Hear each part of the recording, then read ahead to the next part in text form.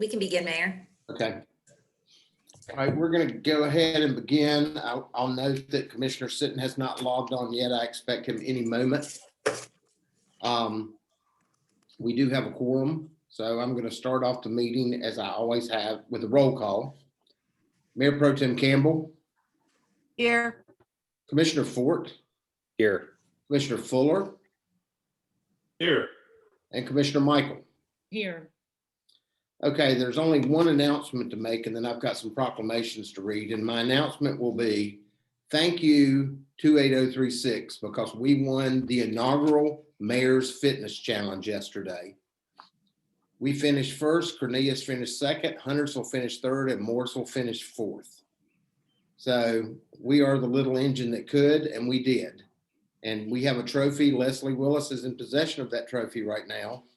I have blasted my picture holding the trophy all over Facebook so I could rub it in my my neighbors to the north and south nose, that let them know that we won the Mayor's Fitness Challenge. So anybody that's out there and anybody that's listening here that participated, thank you so much for the time and effort that went into that. You know, we hope to keep that trophy in Davidson in perpetuity.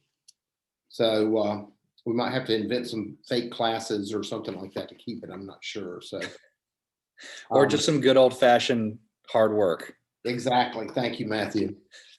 All right. So at this time, I've got three proclamations I want to read. A proclamation for the town of Davidson National Bike Month.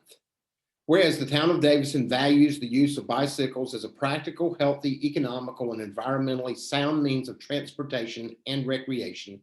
And whereas the town of Davidson is a bike-friendly community and recognizes that bicycle transportation is part of the overall vehicle mix on streets and roadways. And whereas the town of Davidson encourages the increased use of bicycle benefiting the community by improving air quality, reducing traffic congestion, and decreasing the use of finite energy. And whereas the League of American Bicyclists has established May as National Bike Month, and I encourage all citizens to ride their bicycles to work, to school, to the store, to the park, and all other destinations. And whereas the town of Davidson encourages citizens to ride to around town day service projects on May 1st, ride or walk to school during the week of May 3rd, attend the Lake Norman Bike Expo and Community Ride on May 8th, ride to work the week of May 17th. Now therefore be it resolved, I, Rusty Knox, Mayor of the town of Davidson, do hereby proclaim the month of May 2021 as Town of Davidson National Bike Month, and call upon all citizens of our town to participate in bicycling to work, town, and school throughout the month. Proclaimed this 27th day of April 2021. The next one is a proclamation for the 52nd annual Municipal Clerks Week. Yay, Betsy. May 2nd through May 8th. Whereas the office of the municipal clerk, a time-honored and vital part of local government, exists throughout the world. And whereas the office of the municipal clerk is the oldest among public servants. And whereas the municipal clerk provides the professional link between the citizens, the local governing bodies, and agencies of government at other levels. And whereas municipal clerks have pledged to be ever mindful of their neutrality and impartiality, rendering equal service to all.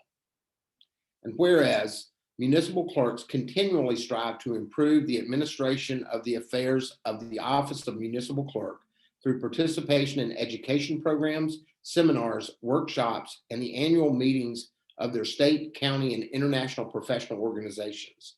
And whereas it is most appropriate that we recognize the accomplishments of the office of municipal clerk.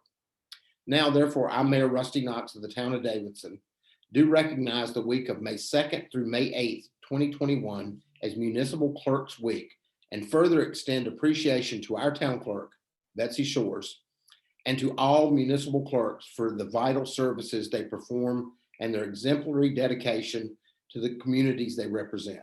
Proclaimed this 27th day of April, 2021. Cheers for Betsy. Exactly. Thank you very much. It's And a work with all of you. The last one is a proclamation of National Police Week, May 9th through May 15th, 2021. Whereas there are approximately 800,000 law enforcement officers serving in communities across the United States, including the dedicated members of the Davidson Police Department. And whereas there have been more than 61,000 assaults against law enforcement officers in 2020, resulting in injuries and serious injuries. Since the first recorded death in 1791, more than 22,611 law enforcement officers in the United States have made the ultimate sacrifice and been killed in the line of duty, including one of our own, Davidson Police Officer Mark Swaney. Whereas the names of those dedicated public servants are engraved on the walls of the National Law Enforcement Officers Memorial in Washington, D.C. Whereas 394 new names of fallen heroes are being honored at the National Law Enforcement Officers Memorial this spring, including 295 officers killed in 2020 and 99 officers killed in the previous years, but whose stories of sacrifice had been lost to history until now. Whereas the Candlelight Vigil is part of the National Police Week, which takes place May 9th through the 15th, 2021. Whereas May 15th is designated as Peace Officers Memorial Day in honor of all fallen officers and their families, and U.S. flags should be flown at half-staff.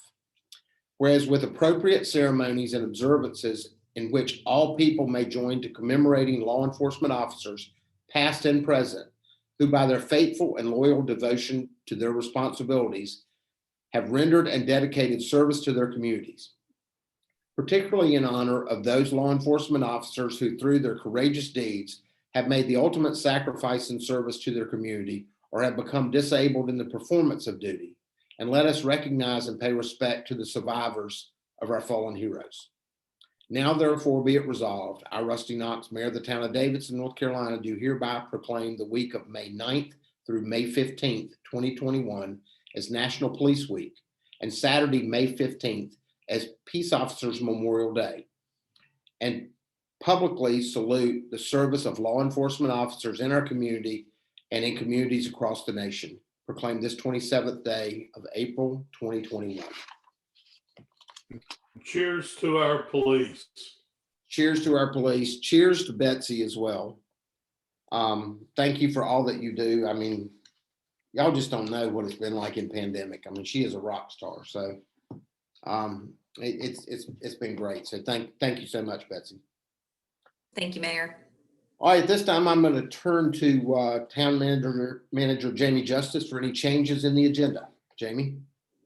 Yes, Mayor, I did have one. We had some commissioner feedback about interest in discussing the non-discrimination ordinance and the related surveying work there and just the surveying work we're doing with citizen survey in general. And so wanted to add that, request to add that. And Mayor, I'm thinking we add it towards the end of new business right before we do review the upcoming agenda items. Would that work? That works fine. So that'll be item C under new business.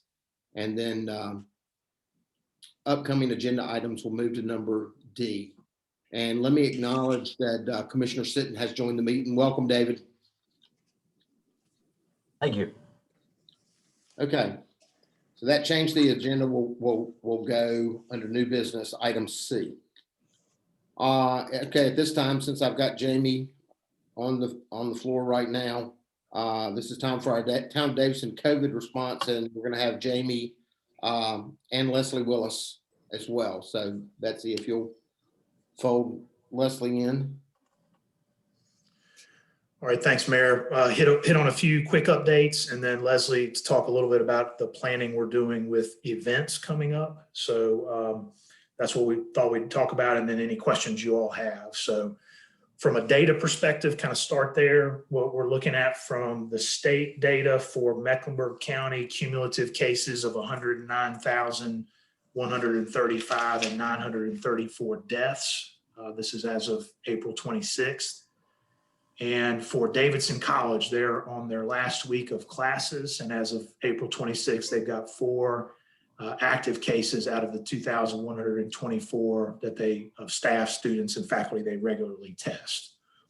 On the vaccine front, according to state records, April 26th, Mecklenburg County, we've got 29.4% of the population in the county partially vaccinated, and 21.2% of the population fully vaccinated. So those are the latest numbers there. At a previous board meeting, commissioners had asked about, can we get vaccination information broken down instead of county? Can we get it more for our town or for our zip code? So I communicated with Dr. Gibby Harris with Mecklenburg County Public Health, who's the director, and she said they have been actively asking for that information from the state. They've received some of that raw data and they are working through that now. It sounds like they are making every effort to start trying to provide that on a zip code basis going forward. So she said they, over the next week or two, they're hopeful they'll be able to drill down to that level at least. So we won't be able to get city limit data, but we'll be able to get more zip code related data. So as soon as we can get any further information on that, we will share. So I think that's important to help us understand kind of what's going on, vaccination penetration rate for our zip code. The next thing I want to report is the governor scheduled a news conference for tomorrow at 2 p.m. As he had indicated last week, the current executive order is set to expire Friday this week. And so he was going to announce what changes he wanted to make with the executive order. So we anticipate that's what's going to be announced tomorrow at 2 p.m. And so I want to make sure everybody's aware of that. And we are following CDC guidance. They're talking about relaxing restrictions on masking outdoors. So some of the things we're tracking and looking on, and we'll be responsive to that. And then from a facility planning standpoint, we are continuing to work on our plans for reopening of town hall. We've been working on that for several months. And of course, the town board's helped us with some of the protocols and allocating funds for temperature screening equipment and those types of things. And so we are looking, subject to the executive order and what CDC says, is looking at opening up to the public in mid-May. So that's our tentative plan that we're working on and working through those details. If things change that impacts that, then we'll pivot accordingly. So that's what we're working on there. And then I'll turn it over to Leslie to talk about some of the event planning, because we've been getting a lot of interest in that, and she's ready to make that report. So Leslie? Can I ask, Jamie, can I ask a vaccine question before Leslie starts? Yes, ma'am. Thank you. Sorry about that, Leslie. This may be an elementary question, but I'm curious about our Met County numbers being lower than the states, right? Am I correct in that data point? Yeah. And then, so if there's any discussion about why that is and sort of how we address it countywide. And then my second question, and this is sort of the elementary one, is it's based on like our 29% or whatever you said is based on residency, right? So many people were vaccinating across county lines, but that percentage is based on residency and not like number of shots given out or something. Is that correct? That is correct. I did ask about that the state system is supposed to be reporting on your county of residence. So I think that was a big discussion point in terms of the vaccinations that have been happening in Mecklenburg County. Have been a lot of folks vaccinated that reside in other counties. Mm-hmm. That has definitely been happening. And so yes, this is Mecklenburg County numbers reported through the state system. And to your first question, absolutely is the challenge now of how do we increase the vaccine getting out to our population, and we're behind some of the other populated counties, heavily populated counties in the state as well.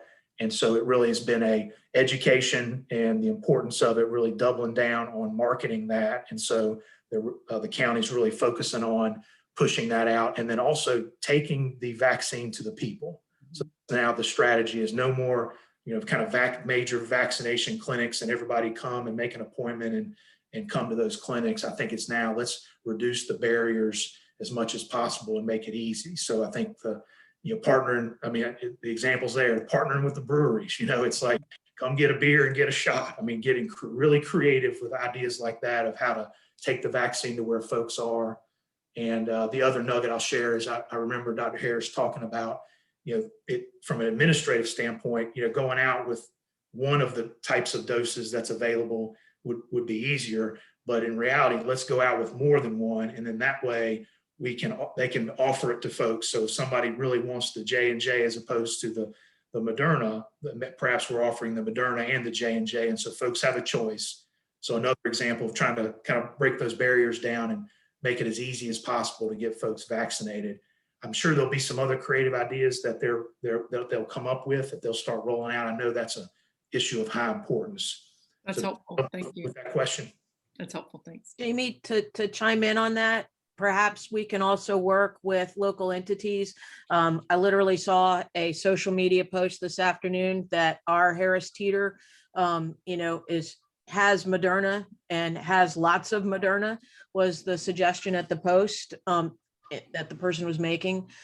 So perhaps an effort to use some of our social media mechanisms to share that with, because I think to your point, the whole idea is that in bigger areas, and we would even qualify in this thing because we've got grocery stores, that we make sure that we get that word out. So I'm sharing that just as something I saw today, and that if we can partner with that, that may be a way and to get more folks access. So. Okay, thank you. We'll work on that. Yeah, Jan, I think that's a good idea. Kind of maybe even sharing links to say, okay, here's the Harris Teeter link, here's this on the website. So at least you can kind of direct people where to go. And I think that that's also why getting the zip code information is so important, right? I mean, not that I expect this to happen, but if Davidson's at 75%, then that changes kind of how we do it. If Davidson's at 15%, that changes, how we approach it from here on out. And I think, the other thing I was going to ask too was the numbers that you read seemed eerily familiar as the same percentages as it was a few weeks ago when we had our last meeting. So just some cause for concern there for me. That doesn't seem like that percentage has increased in Mecklenburg County, at least over the last few weeks. Okay, thank you for that feedback. I'll double check that. I pulled that from the state website, so I'll find out if there was some type of data adjustment that it may explain that. I'll check that out. Yeah, I mean, it could be, or it could be because of everything that happened with J&J. I mean, there's a lot of different reasons, but I was kind of expecting high 30s, low 40, and that's not clearly where we were at. So, Okay, thank you. All right, any other comments or questions before Leslie talks about the event, planning for events? Okay, thank you all for that very much. Leslie? All right. Thank you, Mayor and Commissioners. Want to talk to you a little bit about special events. As we see numbers getting better, you can probably figure that we are starting to get those special event requests coming in.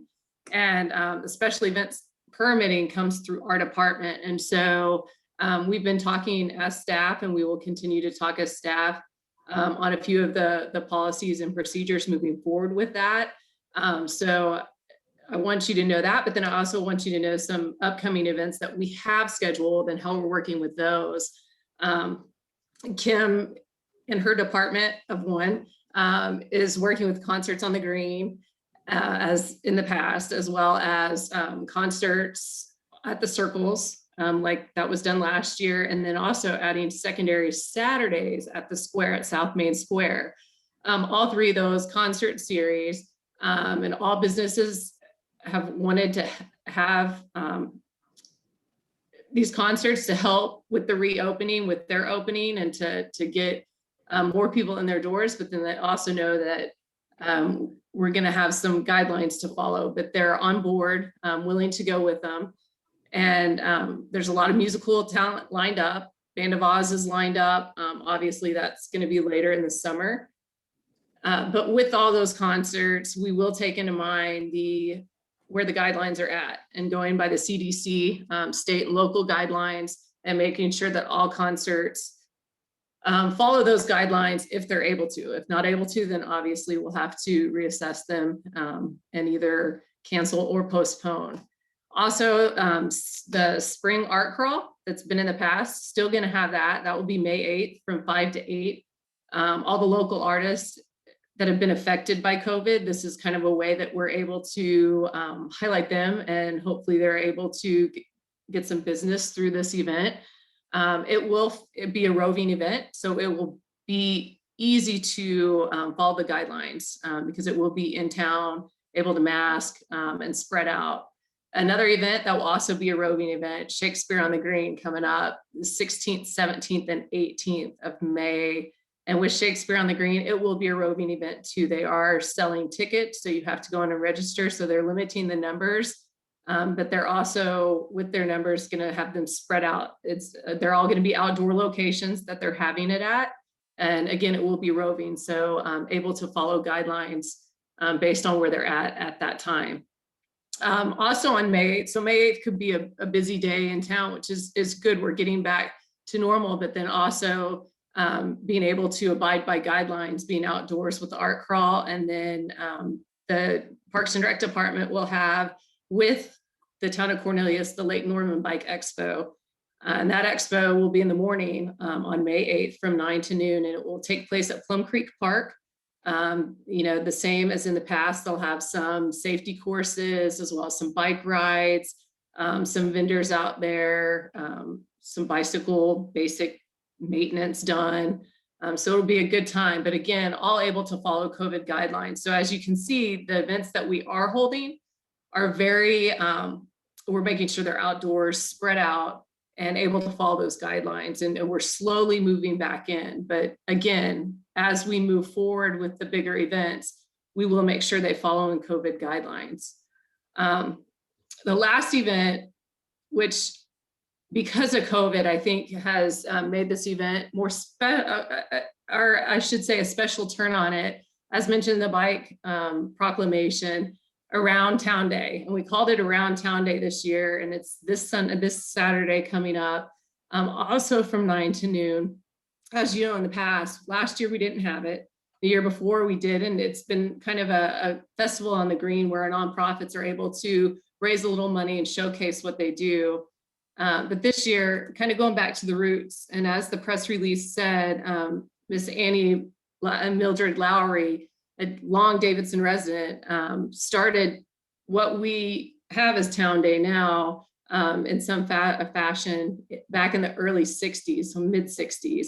And she started it as a day to clean up. She realized that in her neighborhood and other places in towns that there were some vacant lots or some lots that were abandoned that weren't being kept up. So she got people together throughout the whole town, and they would clean up and then have a picnic. So we're honoring what she did and going back to that and doing service projects. And on our website, on the town Parks and Rec website, you can go on and see the town's doing two Lake Davidson shore cleanup and then Plum Creek Park cleanup, as well as some stormwater and stream cleaning down there, and partnering with Davidson Lands Conservancy on the Plum Creek Park.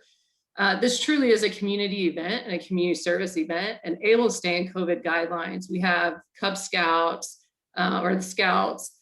We have the Scout troop of girls also doing a cleanup, or they're actually working on the bike trails out at Fisher Farm. La Escalita preschool, the Tar Heel Trailblazers, a few of the church youth groups, the Rotary Club of Davidson, with the lead of Ellen Donaldson. They're doing Ada Jenkins. So we've got some great service projects lined up, and they're all online. So if you're interested in being a part of it, please go online and sign up, as well as anybody watching. But we'll, mask, gloves, everything, and be able to do a great town day, serving the community, but being COVID safe. So that's kind of where we're at. Any questions? Yes, Commissioner Campbell.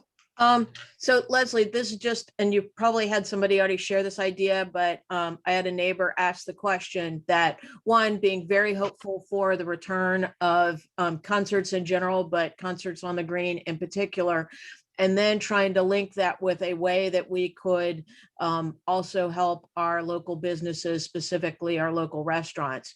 And so the neighbor asked, what if there was a more robust effort? There are a lot of people who pull a wagon full of their picnic food and pull to the green, but what if, our local restaurants were more poised to have takeout ready and encourage folks rather than bringing your own, food, that you would pick up a takeout, meal from one of our local restaurants. So it was just an idea. It seemed like a great way. But somebody's probably already shared it with you. So I just wanted to say it out loud. Nobody has shared that, but I know in the past we have had some restaurants offer takeout. Like I know Mandolino's did a basket of pizza, and that might have been when they were the business before. But I know quite a few do offer takeout. But I think being able to advertise that and maybe put a more maybe work with the businesses to more of them to offer that service. But I think that's a great idea.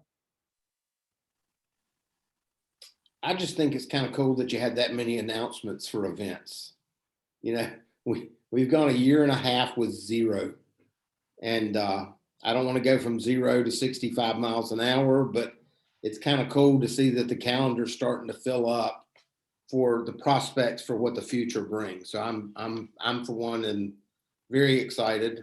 And I hope everybody else takes to heart that as we move towards opening up events, we still have guidelines and criteria that we've got to be sensitive to, because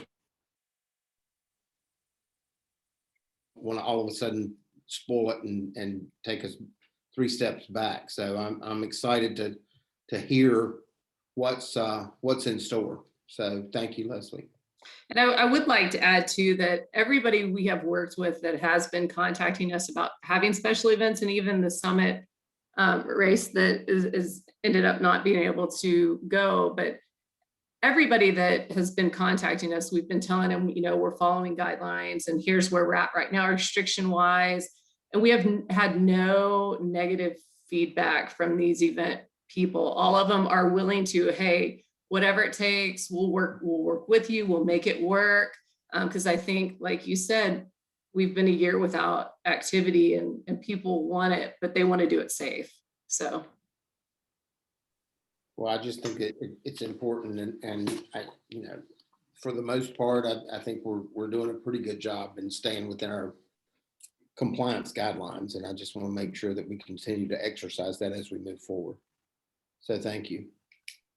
And thanks for all the help. I think that reflects a lot of hard work. So thank you, Leslie. And would you do us a short email that just identifies what the events are for the next month or so? Definitely.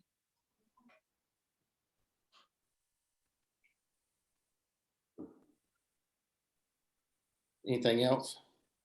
Leslie, thanks again for all the help with the Mayor's Fitness Challenge. It was really awesome for us to be able to share in that victory yesterday with all of our other 28036ers.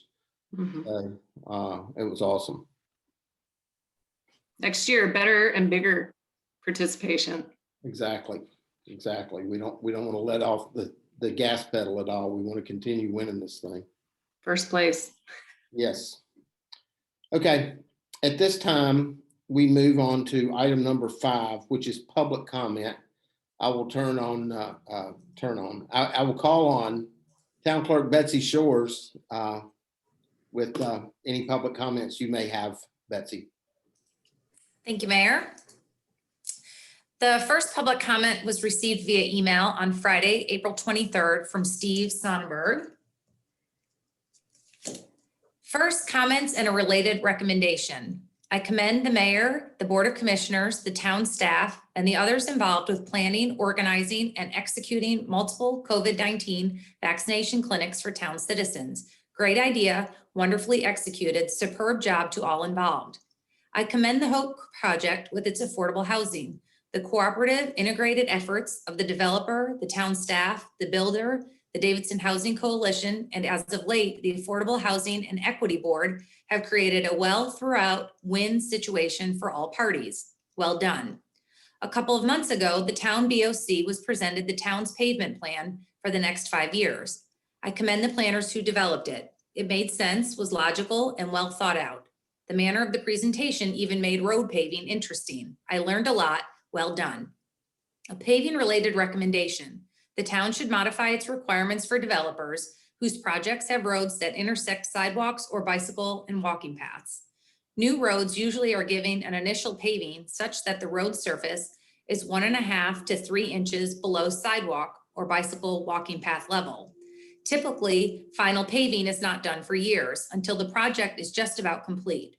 This interim road condition is dangerous to bicyclists if they are not aware an abrupt dropped or de facto curb is coming.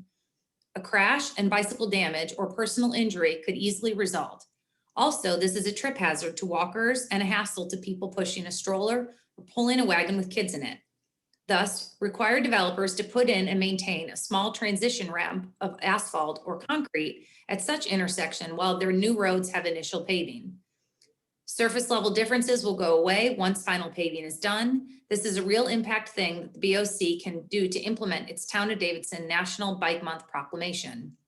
Now, questions. The town BOC always allows public comments at its monthly meetings. An agenda packet is posted online prior to each BOC meeting. This packet provides information to be presented to or discussed by the BOC, making this information available for public review before and during the meeting. These have long been standard BOC practices. They are both appropriate and appreciated. The town's new Affordable Housing and Equity Board does not take live questions from the public and does not include a public comment during its meetings, and it does not post an agenda packet before their meetings. Why? Should the Affordable Housing and Equity Board follow the same processes and procedures as the town BOC for its meetings? The town is considering a new anti-discrimination ordinance, and the town recently adopted of the data-driven Government Alliance on Race and Equity processes. Therefore, to educate the public on the scope of discrimination issues in our town, request you publish how many times a person or entity has been charged with a violation of Chapter 46, Division 2 of the Town of Davidson's Code of Ordinances, what type of discrimination was alleged, and how many of those charged have been convicted or found guilty. Thank you. The second public comment was received via email on Sunday, April 25th from Rosemary Klein. Good evening. I'm a resident of Davidson and would like to express my concerns to the board about the survey that was sent out asking for comments on the proposed anti-discrimination ordinance. I've taken the survey myself and passed it on to friends, and the following are comments from other residents in Davidson. I think the people who are commenting are organized. The quote, yellow star references feel very QAnon/Trumpist. I don't believe for a minute that they are broadly representative of our community, although that's not to say they're not real. Although people could access this survey from anywhere, for all we know, these respondents are not even in North Carolina, much less Davidson. I actually think the decision to create the poll was unwise. They meant to set up a mechanism for democratic participation, but because so few real Davidson residents engage with this platform, they risk creating one, a terribly skewed result, which might yet get turned around if the other side organizes, and two, a set of public comments that are terrifying my trans kid, and it's too late to undo that. There's no mechanism to make sure that people responding are actually from Davidson. I was also troubled to see all the comments were immediately published, including mine, even though the survey provided no indication that my comments would be made public. This automated publication also enables trolls to post damaging and demeaning commentary anonymously. Finally, anyone can complete the survey as many times as they want. In short, there's no way to ensure the respondents are Davidson residents. The publication of everyone's comments, both appropriate and inappropriate, was damaging, and the actual numbers mean nothing because one can take the survey repeatedly. I hope the town and commissioners do not make any decisions based on such an unreliable and problematic survey. Rosemary Klein. The third public comment was received via email on Monday, April 26th from Steve Justice. Town board members, thank you and town staff for considering whether Davidson should have a non-discrimination ordinance and for opening discussion with town residents regarding this matter. It's unfortunate in these days and times that we must consider how to foster civic engagement as we open up digital public forums. It would seem the anonymous nature and web-based format has opened the door for some profane and hate-filled expressions which stretch and break the boundaries of free speech. Also, who knows whether members of the public submitted only one survey and whether they reside in our town. In future, when taking input on potentially controversial subjects, I request that the town have a process to review public comments prior to presenting the feedback to the public. Words matter, and in this case, members of our community have been subjected to hate through a forum intended for civic engagement. Preventing harm to members of our community is more important than blindly sharing damaging rhetoric in the name of free speech. I think cancel hate, ironically, the purpose of a non-discrimination ordinance in the first place. The fourth public comment was received via email on Tuesday, April 27 from Dean Chadwin. To the Davidson Board, I'm writing to you as a resident of Davidson who wants the adoption of a non-discrimination ordinance. I've previously written to the mayor and the commissioners to ask for such an ordinance to be put in place. There's no place in a cohesive, small college town like Davidson for discrimination by private or public employers. Several passages from the Davidson mission statement support this protection for all members of our community. Here are a few key excerpts. Davidson must be a safe place to live, work, and family. The physical, social, and intellectual well-being of Davidson citizens is fundamental to our community. Our sense of community is rooted in citizens who respect each other in racial and socioeconomic diversity. Our history and character guide our future. My two children expect that they will be treated fairly in their hometown, no matter what their gender identity or sexual orientation is, and I expect no less for them. I'm a small business owner in town who is proud to be part of a community that respects and protects all of its members. I want protection for anyone who is a member of classes that include race, ethnicity, color, sex, sexual orientation, gender identity, gender expression, national origin or ancestry, citizen or non-citizen, marital status, familial status, pregnancy, natural hair or hairstyles, military and veteran status, religious belief or non-belief, age or handicap, or disability of any person. Many other communities in North Carolina have already moved forward. This shouldn't be a difficult decision in a town like ours. I also write because I'm concerned that the survey and comments process has been overwhelmed by outsiders who want to see what trouble they could cause. Many of the comments that I've read do not reflect the overall character of Davidson residents. Does this process require a repository for nasty comments? I don't think so. I urge you all to move forward with the passing of a non-discrimination ordinance as soon as possible. Thanks for your time and service on behalf of all the citizens of Davidson. Best, Dean Chadwin. And that concludes the public comments, Mayor. Thank you, Betsy. And I want to thank everybody who made a public comment.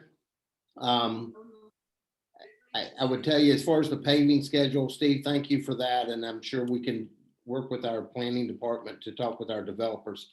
The other, yours included, yours, Rosemary's, Steve Justice, and Dean Chadwin's, all deal with the survey for non-discrimination, and we're gonna discuss the survey process.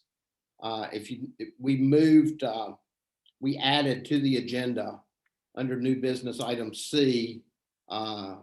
Manager Justice is going to discuss the survey with some metrics about how it's being done, how it's implemented, how we vet it, and everything else. And so we're going to discuss that at a later point in the meeting tonight.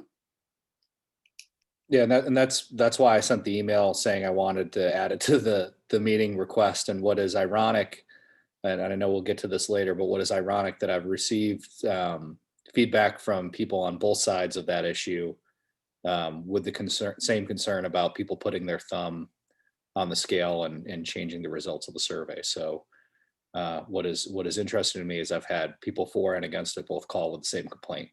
Yeah. So. All right, and we'll discuss that, like I said, later in the meeting. So stay tuned, folks. Jane, go ahead. And Mayor, just one additional thing. So I'm glad that we've added that to the agenda. I would just to be another voice on the Steve Sonnenberg comment about the pavement. I like his idea, but I also wonder if there are things that we can do in the interim. I'd actually made a mental note when one of the current locations, and I can describe that to town staff later, but I'd say it's a good 3-inch drop off. It makes you absolutely stop. It is a curb for all intents and purposes on the Greenway right now. And so I think that if there are some interim solutions that we have for that versus retroactively trying to hold a developer accountable, if we can do that, since it's folks on our Greenway and they see it that way. And then in the future, make that one of the stipulations for roads. But we have a couple of things. Agreed. Okay. All right, with that, we're going to move on. The next item is item 6, and that is our consent agenda. There are 1, 2, 3, 4, 5 items on consent. I need a motion to approve. So moved. Commissioner Michael has made a motion. I will do a roll call. Commissioner Sitton, Yes. Commissioner Michael, Yes. Commissioner Fuller, Yes. Commissioner Fort, Yes. Mayor Pro Tem Campbell. Yes. Okay, that carries 5-0. We move on to item number 7, which is old business. And the first item on the old business is to consider the approval of the Hope Townhomes Affordable Housing Plan and Budget. And I'm going to defer to our Housing and Equity Director and our Affordable Housing Director, Eugene Bradley. Welcome, Mr. Bradley. Good evening, everyone. How are you? Good, I'm doing well, Well, I guess we'll jump right into it. Again, thank you for having me tonight. Our last meeting, we were able to present the Hope Project and kind of some of the details there. I'm going to share my screen just to kind of hit some of the high points and then talk about kind of some of the next steps.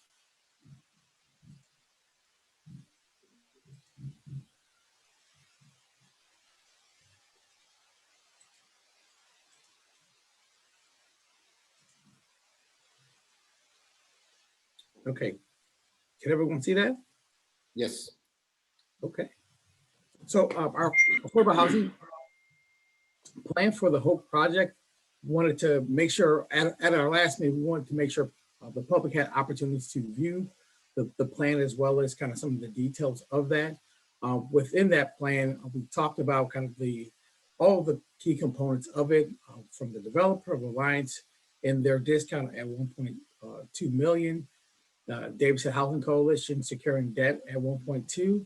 Then also a generous grant coming from the town, but also the Davidson Community Foundation. And so that's kind of the numbers that make up the total of getting to our 8 units. This is really a huge success of how we can work together. I think you kind of heard that at our last meeting and all the moving parts and when people came on and adjusting to new processes, along with our Housing and Equity Board. And so those are some of the kind of the key points that we've pointed out throughout the last couple of weeks and months, quite honestly, with our Housing and Equity Board. One of the things we do still want to make sure people understand that they also have the right to pay in payment in lieu for $352,600. This is something that was always on the table, but working through the last several months with the developer and all of the partners involved, I think we got to a place where everyone's comfortable and it's a win-win across the board to get our 8 units. These are some of the breakdowns for who will qualify for those units and the price points for the rent, and as well as DHC's role in managing the property as the property owners. One of the things that we do want to point out that this was approved by the Housing and Equity Advisory Board on April 18th. So they had a chance to see it several times, and then they were able to make a decision based off of what was presented. There's been some work between the last meeting and now that you guys should have regards to the contracts and some of the purchase agreements and when funds would need to be available from the town side. So with that, I also would toss it to Jamie for a couple of comments there. Thanks, Thank you, Eugene. Gene. Yeah, just real quickly, from a fiscal impact standpoint, I just want to review that with the board and for the public very quickly. So our affordable housing fund, which is primarily payment in lieu dollars, not general fund tax dollars. Right now, the balance is $669,683. So what's being requested is $400,000 that would come out of that dollar amount. So our fund, we do have the funds available to participate in what's proposed with the Hoke Affordable Housing Project. A couple of things to make note of, just on the horizon, we do have some additional private development projects that we do anticipate paying payment in lieu on. So I do expect there to be other funds that will flow into our affordable housing fund over the next several months. Those are always tentative until we receive those dollars, but just know that that's out there. And also the board has made a priority about the 4 houses we purchased. Let's make a plan to what we originally intended with trying to get those units back into an affordable housing program and return some of the dollars that we used to purchase those properties. So we would anticipate being able to get funds to come in from that. And so I wanted to kind of share that's where we are from a fund standpoint. And so this what's proposed is very doable. I think the other way to look at this that's important is the request is on a cash basis for this is $50,000 per unit for the 8 units to get that. And so that's what's being requested. If you really look at the full impact, there is an opportunity cost that is also a part of this equation. In other words, if we were not asked to participate in that 400,000 for this project, we would likely be receiving that $353,000 in payment in lieu. So that's something just to take into account. So when you think about it that way and factor in the opportunity cost, that's another $44,000 per unit for a total of $94,000 per unit when you factor in both those aspects. But what's requested, of course, is that cash outlay of $400,000 to appropriate to the project. So just want to make sure to share that financial information. Happy to answer any questions about that, but I know Eugene has some closing comments. So Eugene. Yep. And so with that, we kind of felt very comfortable kind of what was presented. And we've received feedback from the public as well as the board last week. So we were asked the board to approve the Hope Townhome Affordable Housing Plan, as well as the payment in lieu funds scheduled outlined in the April 21st memo by John Woods with the Davidson Highland Coalition Treasurer, and the budget amendment for 2021-15.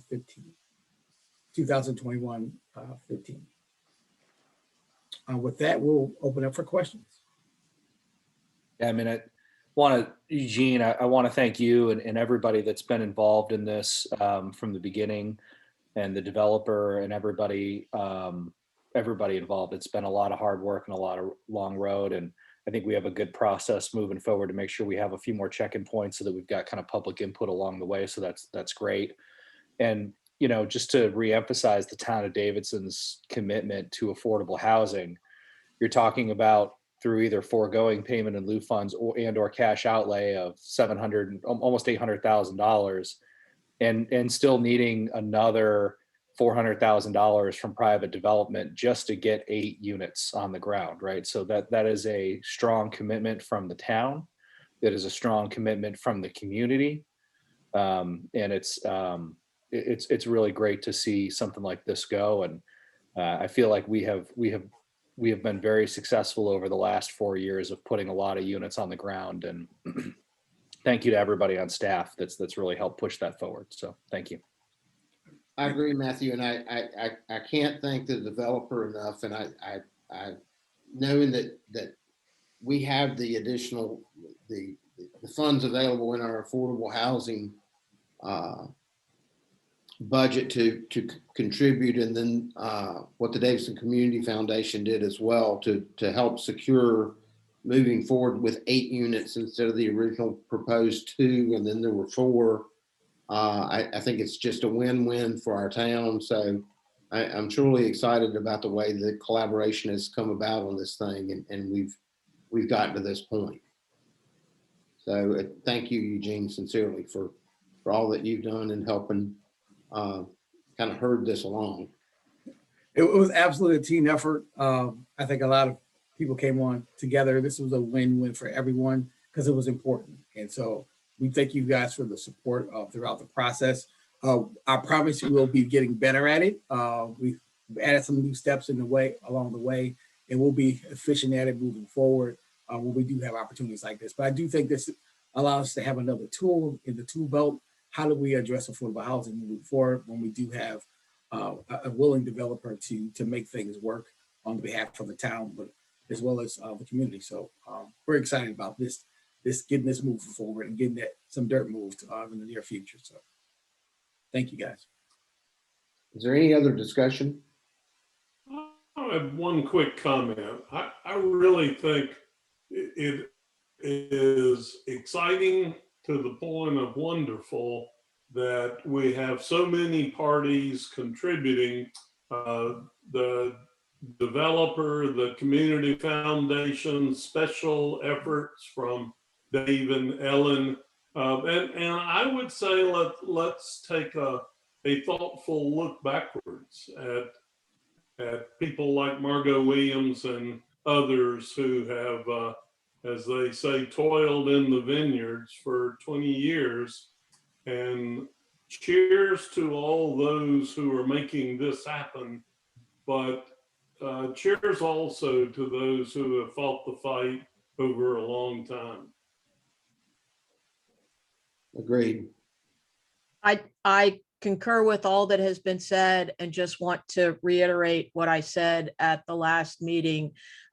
If you had told me after some of those first discussions, and whether it was the public meeting or it was the initial meeting that we had, virtual meeting with the developer, when the one line that was kind of seared into my memory was the suggestion that a $400,000 townhome was for someone that it could actually be considered at full market rate for folks as a livable wage, working, affordable. And I didn't think when I heard that line that we would be at the point that we're at today. And I think there has been transformational change, ingenuity beyond what was expected. And, I personally believe that the developer is a changed person as a result of this process, which gives me additional reason to hope for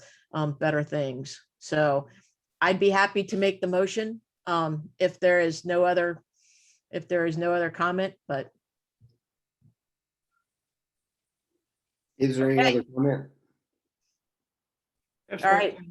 Autumn? It's my great pleasure to make the motion that we approve the Hoke project as presented. All right, so that motion is going to have to say, consider approval of Hope Townhomes Affordable Housing Plan and Budget Amendment 2021-15. And Mayor, if you would mind adding, and the town payment in lieu funding schedule as outlined in that April 21 memo. I guess that was my friendly amendment, sorry. Do we have to say all that, or are we good to go now that we have said all that? If Commissioner Campbell, if you're willing to say that you amend your memo, your motion to make it account for all three of those aspects, I think that covers it. Yes. I'm asking the board to approve the Hoke Townhome Affordable Housing Plan, the town payment in lieu funding schedule as outlined in the April 21, 2021 memo from the Davidson Housing Coalition Treasurer and the requisite budget amendment 2021-15. Okay, the motion has been made by Mayor Pro Tem Campbell. I'm not going to repeat it. Commissioner Sitton, Yes. Commissioner Fort, Yes. Commissioner Michael, Yes. Commissioner Fuller, Enthusiastic, yes. and Mayor Pro Tem Campbell. Absolutely, yes. All right. Awesome work, folks. I mean, this is how you do it. It's hopefully our neighbors around us perk up and realize that we're taking still baby steps, but we're moving definitely in the right direction. So We're not done yet. No. Just starting. Thank you all. I appreciate it. And I look forward to this thing coming out of the ground and coming to fruition. So thank you. Okay, we move on to item B in old business, which is Growth Management Planning Board Committee update. And I'm now going to defer to our Senior Town Planning Director, Jason Burdette, and Planning Board Chair, Matt Dellinger.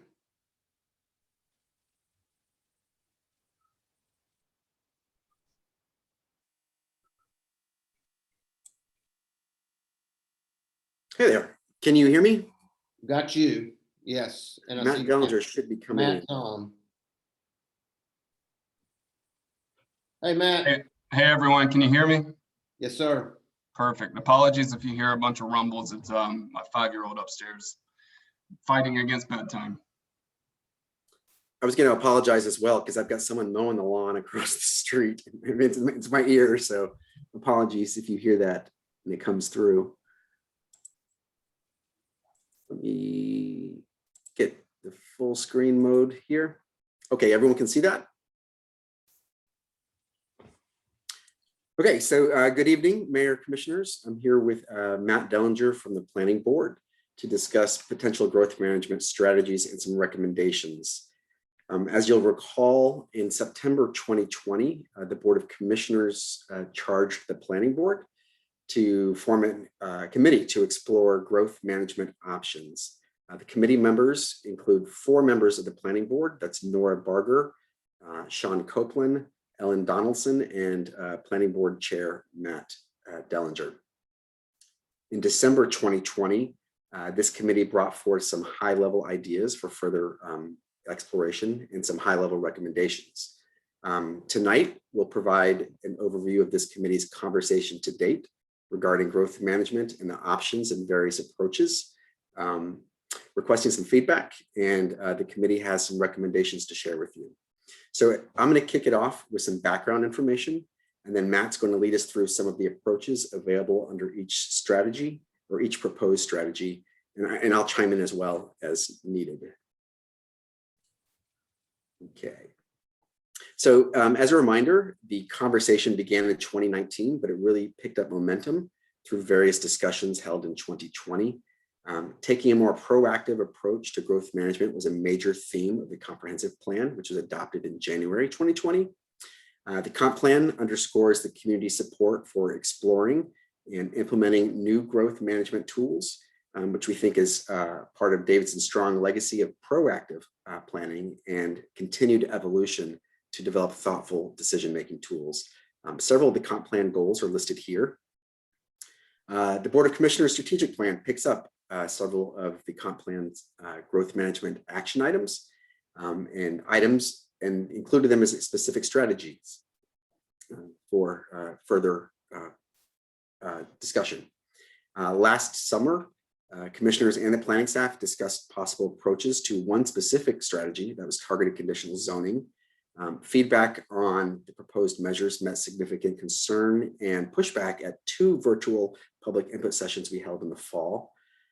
Generally, participants felt that the measures were in need of greater revision and more public input. Numerous comments suggested a broadening of the scope of the approach to deal with various growth management strategies, and that's exactly what this committee has done.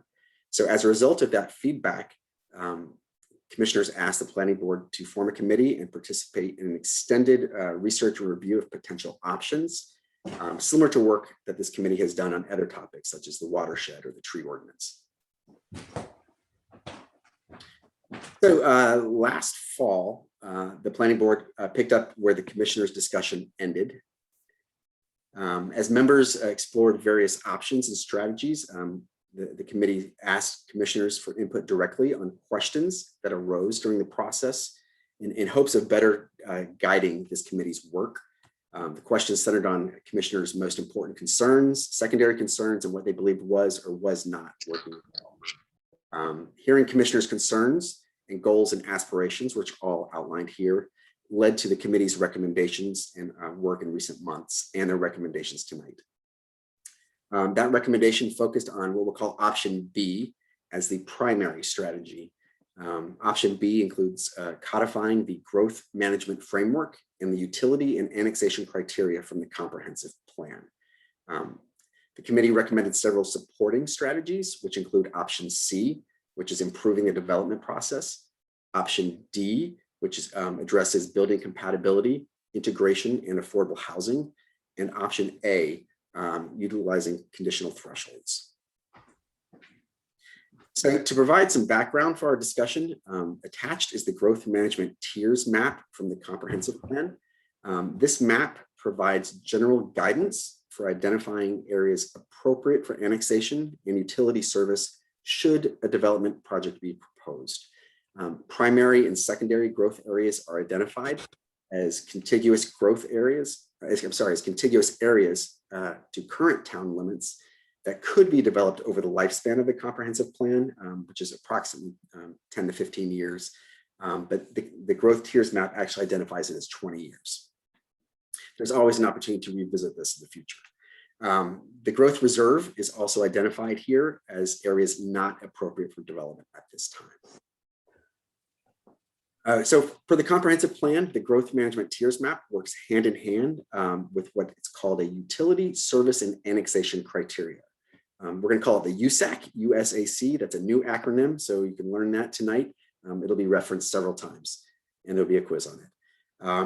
So to assist with annexation and utility extension decisions, a list of criteria could be used to evaluate individual requests. You'll see on the slide here, this is a sample from the comprehensive plan, but includes a framework of what a USAC criteria could look like. For example, does it align with the comprehensive plan? Is it contiguous to existing boundaries? Could it be supported by public services like police and fire? This would need to be developed further if it was to be implemented, but for now it's a reference point that will be mentioned later in the presentation. So that's the background information to date dealing with how we got to where we are, this committee's charge, and public and board feedback that guided this committee's recommendations. So with that, Matt's going to walk us through some of the primary and secondary options. Yeah, thanks, Jason. And good evening, everyone. And please indulge me with some forgiveness. This is not my day job. I didn't put a huge amount of time trying to recite this from memory. So I'm going to largely track what you're going to see on the screen. But the first option that we have is option B. It's called option B because that's how stuff was presented back before. But this is, you'll hear these options presented in a, I'm sorry, excuse me.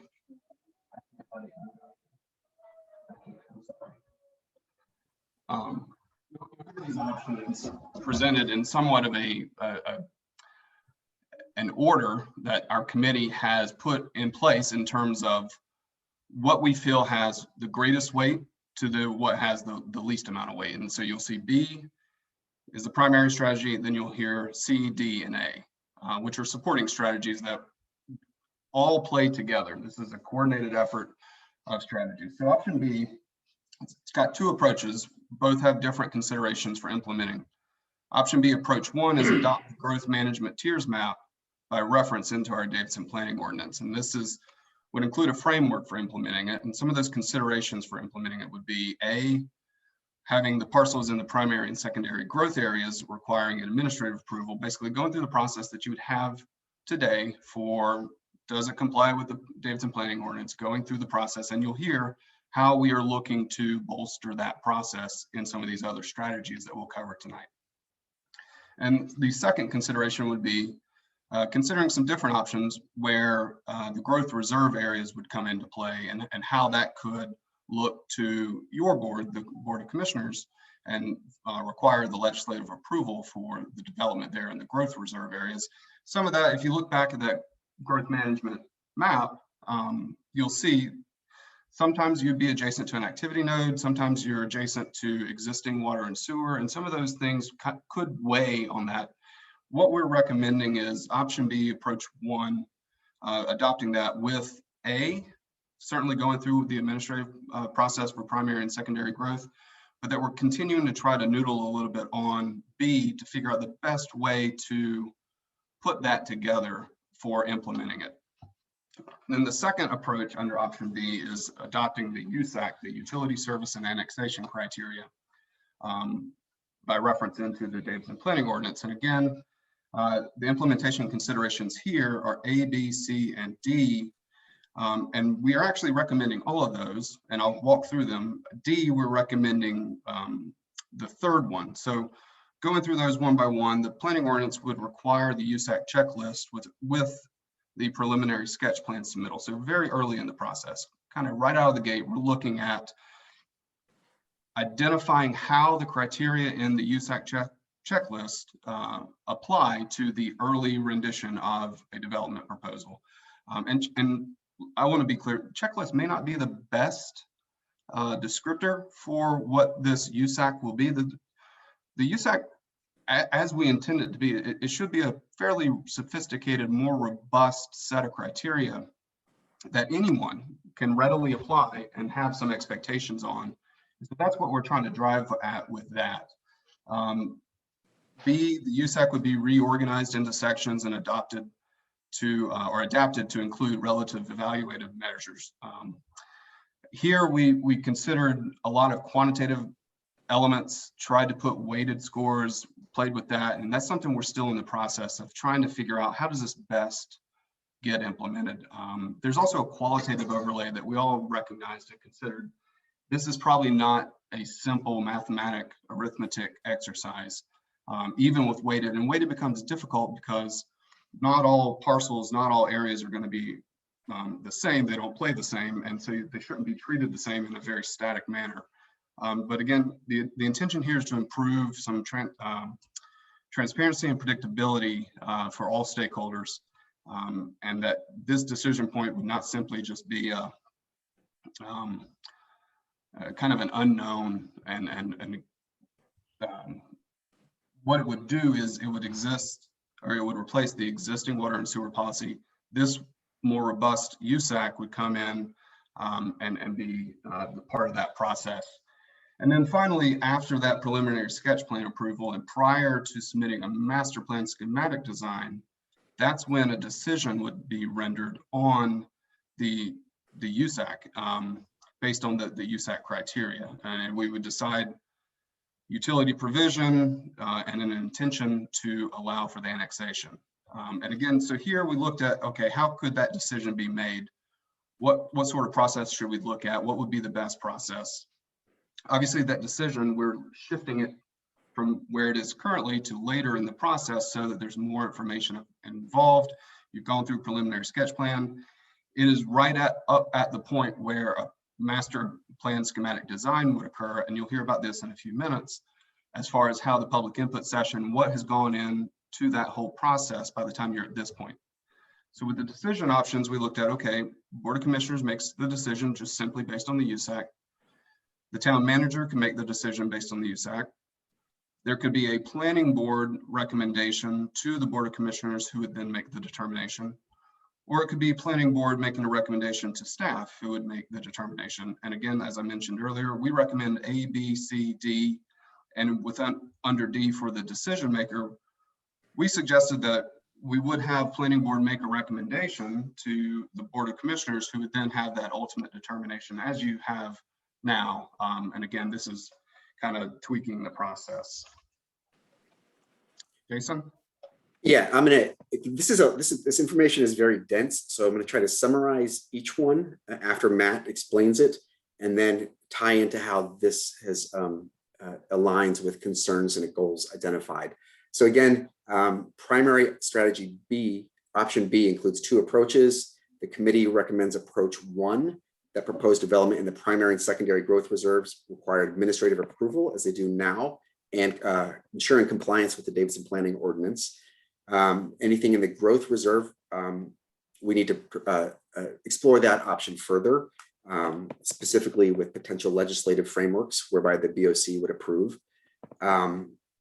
Approach 2 involves adopting the USAC by reference in the DPO, developing USAC criteria, whether it's a qualitative or quantitative measure, we don't know that yet, replacing the current water sewer policy, and then have the planning board make a formal recommendation to the Board of Commissioners, with the Board of Commissioners making an ultimate decision regarding utility and annexation criteria.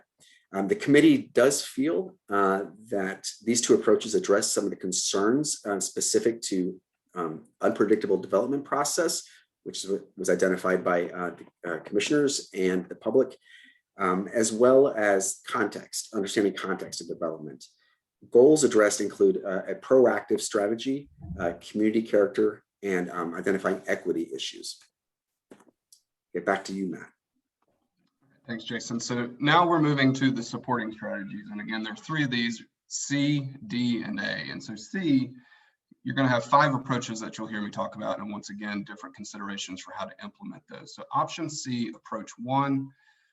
Here we're looking at improving the development process. Approach 1, we would be revising the process for master plans and conditional master plans to include a community meeting prior to the submission of an application. This is something, it would not be entirely identical to a public input session, but you get the sense that we're looking at trying to engage the community earlier in the process.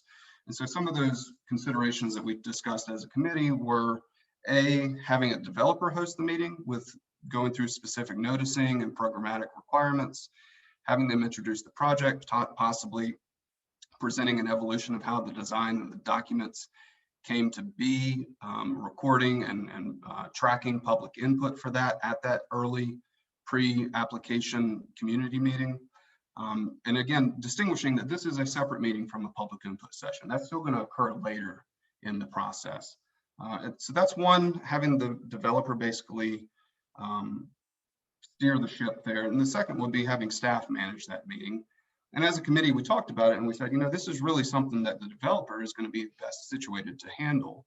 And with the framework that we would put into place, that we would have the noticing requirements, we'd have all the several demands of them in that meeting. And we think that this could really kind of help jumpstart the public engagement and public input process for master plans and conditional master plans. So we recommend A, and again, it kind of speaks for itself on the slide. So moving down to option C, approach 2, we would suggest revising the planning ordinance conditional master plan process to require a pre-consultation meeting, both with the planning board and the board of commissioners after that community meeting to share that input. So let's have the community meeting, let's distill it down, let's digest it, and let's share it with both planning board and board of commissioners, because again, we're in a conditional master plan process here in this approach. So we're looking at considerations of, should we have just one board host that meeting? Should there be a meeting with the planning board preceding a board of commissioner meeting? And we think option B, or implementation B, is the best way to go. And again, this is really kind of driving at, and you'll probably hear me say this repeatedly tonight, process, process, process. We feel like if you continue to refine and improve and polish that process, your end results are going to inherently improve. So that's option C, approach 2.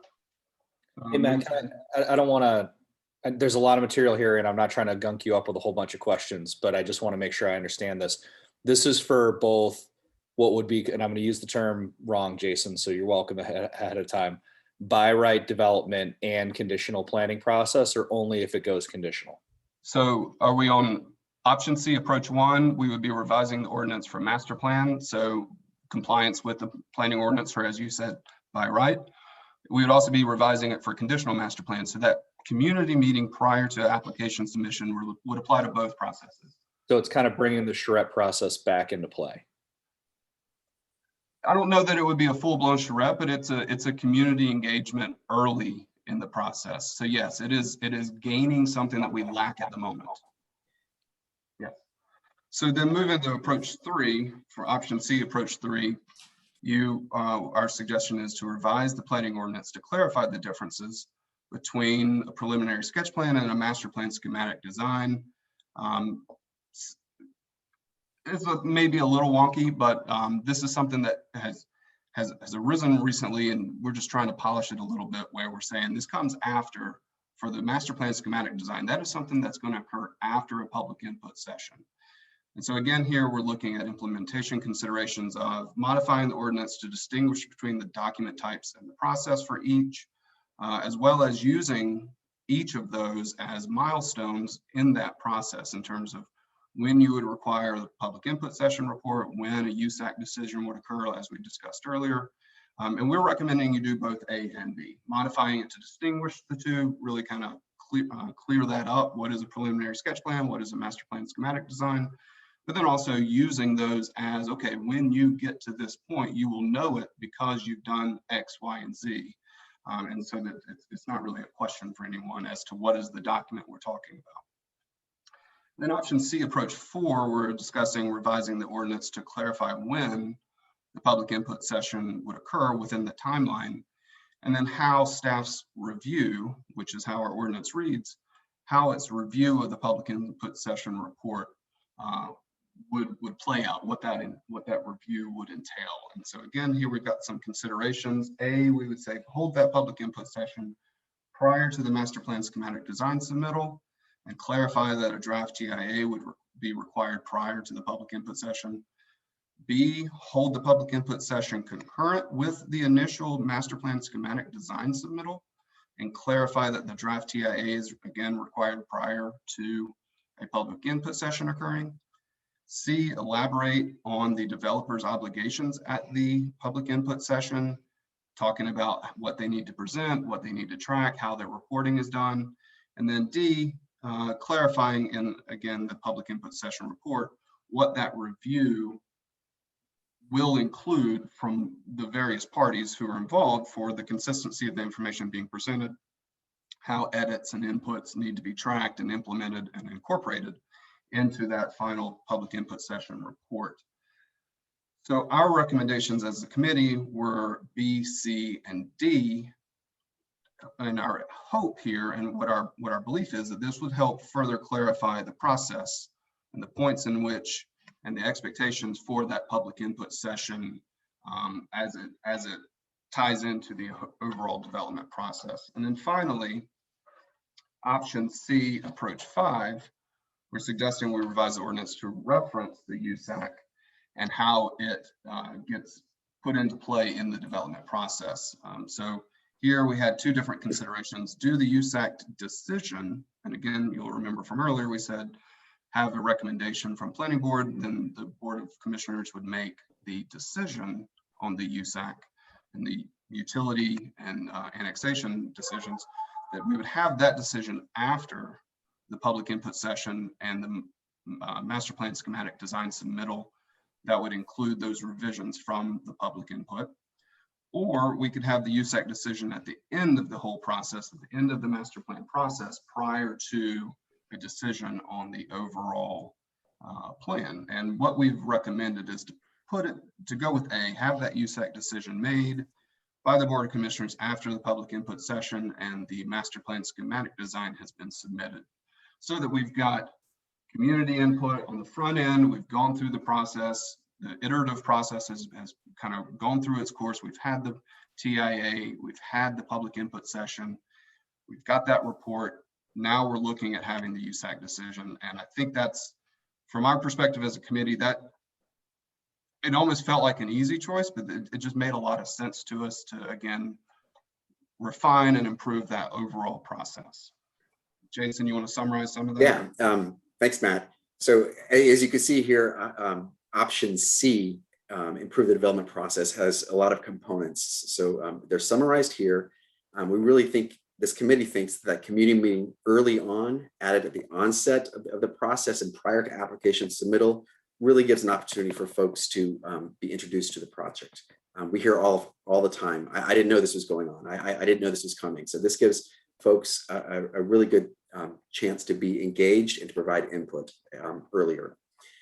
2, that pre-consultation with the planning board and Board of Commissioners. This is for conditional projects. It's voluntary right now, and most folks do it, but I think it's another layer in making it a requirement.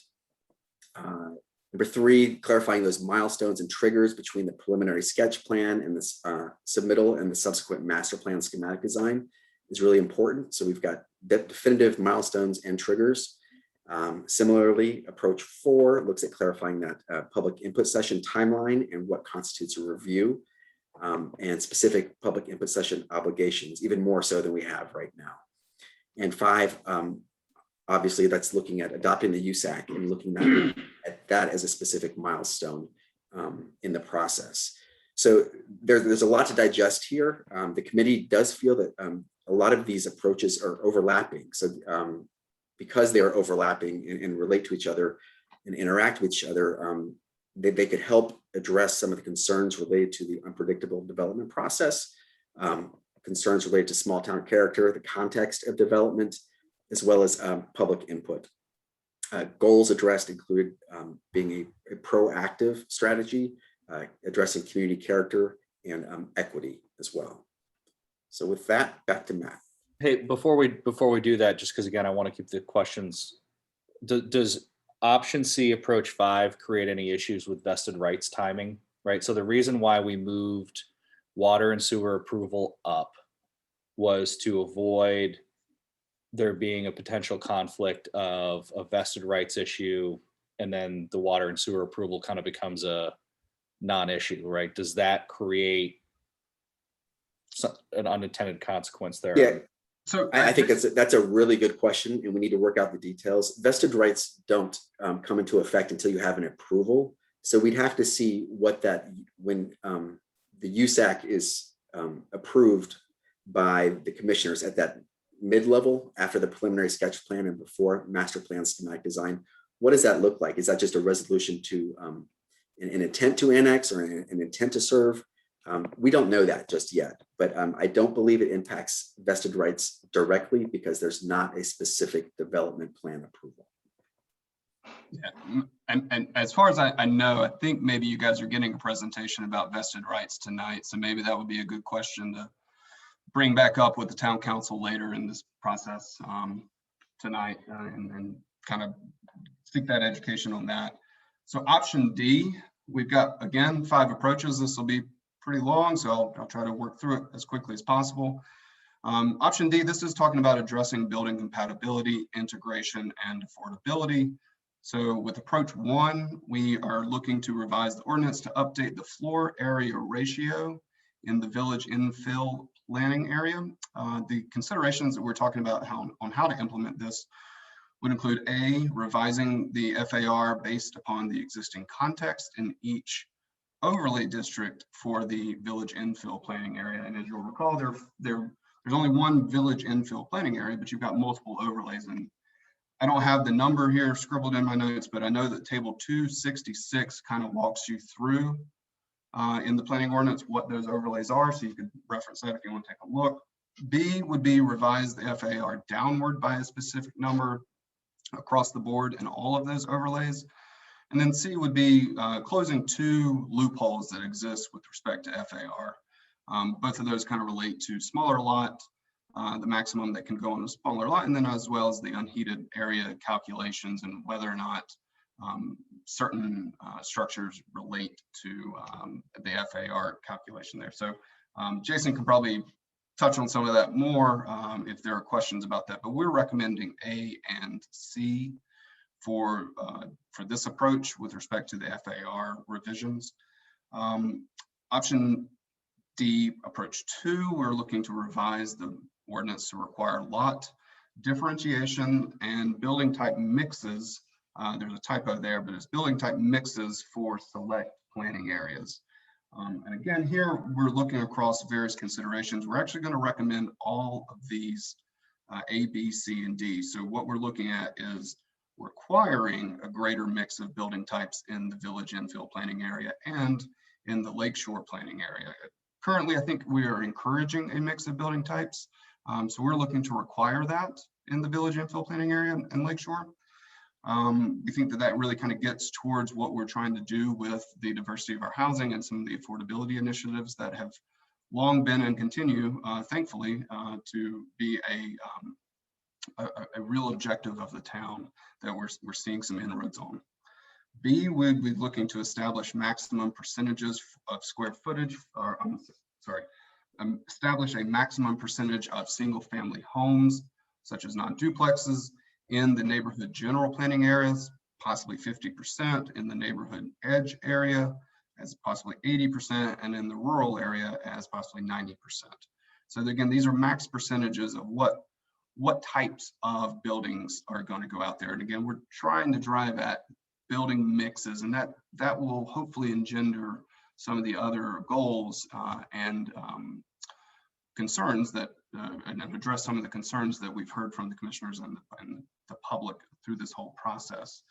Finally, we're going to put in something called a building diversity score that would help gauge compatibility. And this looks in a relative sense where buildings are going to be proposed to be built and what is already there. And so we're looking at how does that building diversity tie in with its surroundings and its context. And then finally, allowing for the mixed village building type in the lakeshore planning area, the neighborhood general planning area, and the neighborhood edge. And again, we recommend all of those. Approach 3 under option D, we'd be looking at using the building diversity index to assess compatibility. I've already kind of touched on this, but for the implementation considerations of that, this is something we're looking to further explore. This is one of those that there aren't a lot, well, as far as I'm aware, there aren't a lot of resources to readily identify it. Maybe we need to do some case studies and feel how that would apply in our town. So we're looking at possibly, I'm sorry? Oh, we're looking at possibly requiring a 0.5 minimum score in the lakeshore and in the village infill planning area, so that makes sense. If you're higher than 0.5, then you're actually adding to the building diversity relative to what's around you. So you're actually not just building single family homes, or you're not just building everything that's already right there. You're actually diversifying what's there, and that's going to engender hopefully affordability and other objectives. And then finally, providing some undetermined incentive if you're even greater, of possibly a higher percentage, 0.7 or greater. Again, we're looking to try to explore this a little better. I think do some case studies, find out what kind of numbers make the most sense for this. And then finally, or next, on approach 4, we'd be looking to include some improved context sensitivity requirements in our ordinance. To consider implementing this, we've looked at possibly requiring development fronting existing streets to include X percentage of buildings of the same or existing building type on that street, so that you're not going from single family home, single family home, single family home to apartment building, or you're not just completely changing horses and going out of scale and context for what's existing. So there's some of that context sensitivity that we're looking for there. And then also we're looking for within X number of feet of the existing buildings, looking at the proposed, the height of the proposed buildings not exceeding a certain amount relative to the neighboring properties. And again, this is kind of like the building diversity index. We've said this is something we really need to continue to research and figure out how this could be best played in terms of putting in some figures so that it's not just achieving one objective, but we're also sticking with what's equitable and what's transparent and what are our potential unintended consequences if we do it without a very intentional way of coming up with our numbers. And then finally, approach 5, the committee has said we're trying to incentivize. We have had a lot of discussions about carrots and sticks, trying to figure out how we can best achieve more built affordable housing. It's an objective that obviously the town's been at for a long time, and our planning board has talked about consistently the whole time that I've been on it. And so we're looking at here is how to incentivize affordable housing construction on site, possibly by doing something a little more creative by tiering the open space requirements, by allowing for possible reductions in some open space if you build X percentage of affordable units. So again, these considerations we've put in there, we've said we need to look at this a little more closely, do some investigation on it, but we're possibly considering reducing required open space by 5% if half of the affordable units required are constructed, or reducing the open space by 10% if you build all required affordable units on site. So, you'd be shifting open space by 5 or 10% or some amount based on the percentage of the affordable units being built. Jason? Thanks, Matt. Okay, so we're almost done. I know that was a lot of information. To summarize supporting strategy D, which addresses building compatibility, integration, and affordability, the first approach is updating the FAR, which looks at scale and massing, and closing 2 specific loopholes, looking at unheated air and garages. in the village infill. Increasing lot differentiation in select planning areas is approach number 2. That building diversity index is approach number 3. And Matt didn't know this, but that was originally, this diversity index was used to evaluate ecosystems, and it's now being used to evaluate communities, which is really interesting. So we think that this community thinks that needs some further research. Approach 4 is that context sensitivity guidelines, which also needs further exploration, as well as incenting affordable housing as a trade-off, as a tiered trade-off with open space. And those are 2 competing town goals. So we think that needs further research. So the committee feels that these 5 approaches, while admittedly still needing work, address concerns specific to the unpredictable development process, small town character, context of development, and affordable housing. And goals addressed include being a proactive strategy specific to housing, community character, and equity. Okay, and the last supporting strategy is option A, conditional thresholds. And I was going to take this from Matt. This is where the conversation originally started, almost 18 plus months ago. Thankfully, it wasn't 18 years ago. After considerable public feedback, the committee shared in December that there were some potential other ways or some conditional off-ramps that could be used than those that were originally proposed. Here, the committee explored implementing conditional thresholds based upon some type of growth management criteria, specifically tying it to the USAC compliance, which is yet to be developed, and or the diversity index, which is also yet to be fully understood. Admittedly, the committee needs to explore these further if the board would like us to do that. But developers have always had that option to explore or to pursue a conditional development if they're unable to comply with all of the elements of the Davidson planning ordinance. So conditional is still an option and it's always there. But these are some potential additional off-ramps, and it's tied to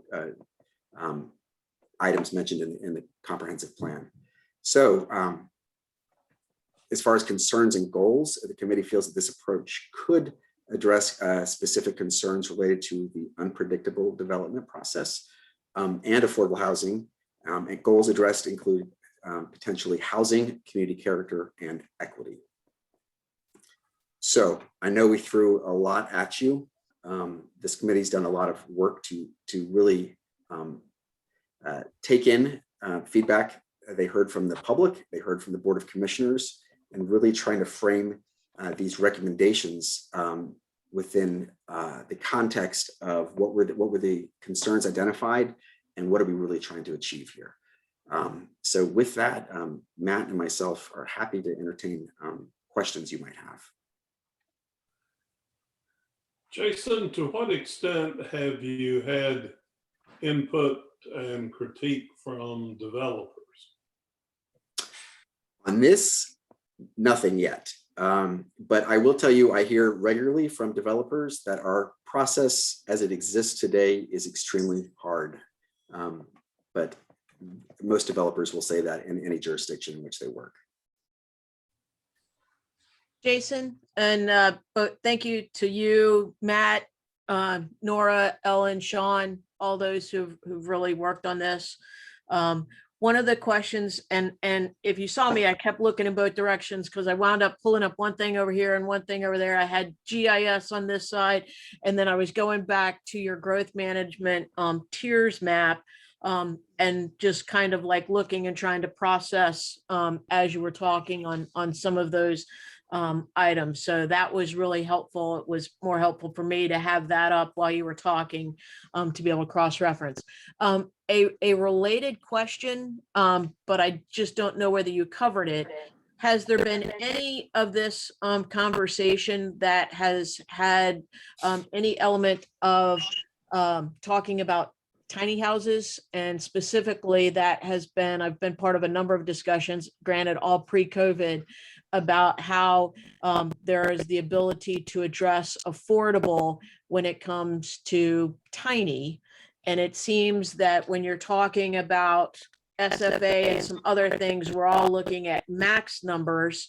And so I would simply ask, if there winds up being a majority of my, colleagues who want to move forward with this effort, is to ask that question, because I know ironically in some municipalities, it was actually their ordinance that precluded them from other municipalities from having developers come in to do.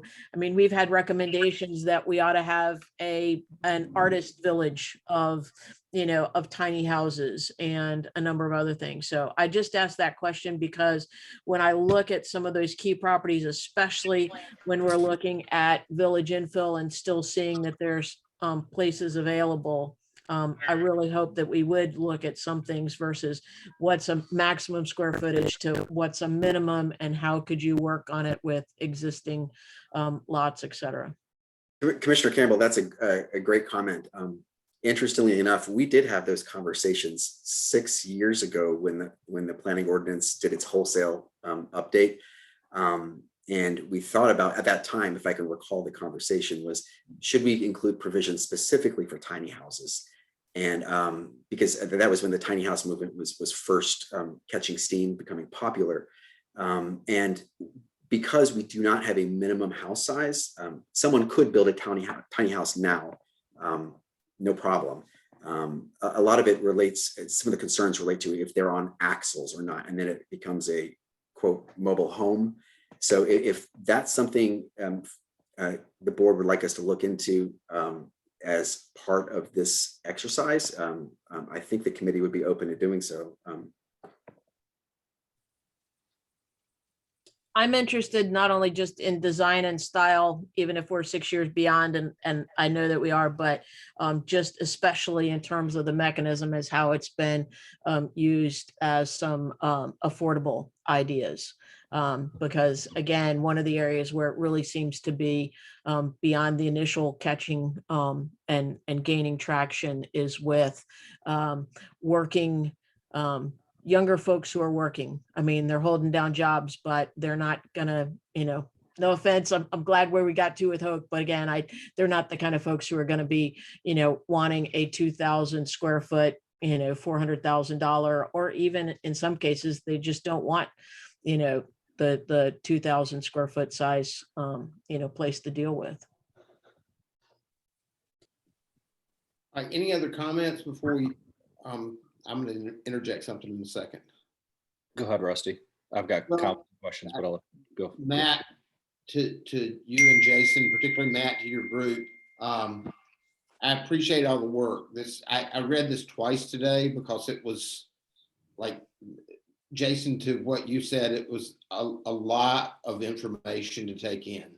And it was, for me, I went back through and I made notes, and then I made notes again and everything else. And what I would like to see come out of this at some point would be some kind of executive summary that would help us identify stuff. There are points in this that I like.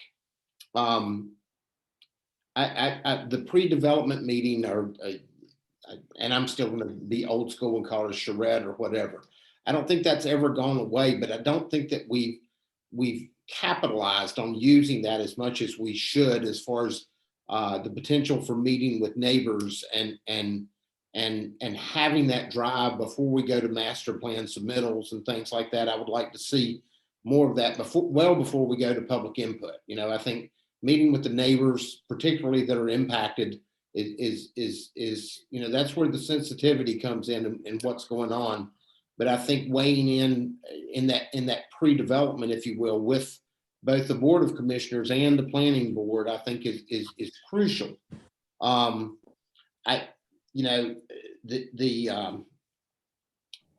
it USAC? I'm sorry, I can't remember the acronym. Okay, because You got it. Look, I had to find out what floor area ratio was earlier because I didn't know what the acronym was, and I was looking through my notes. I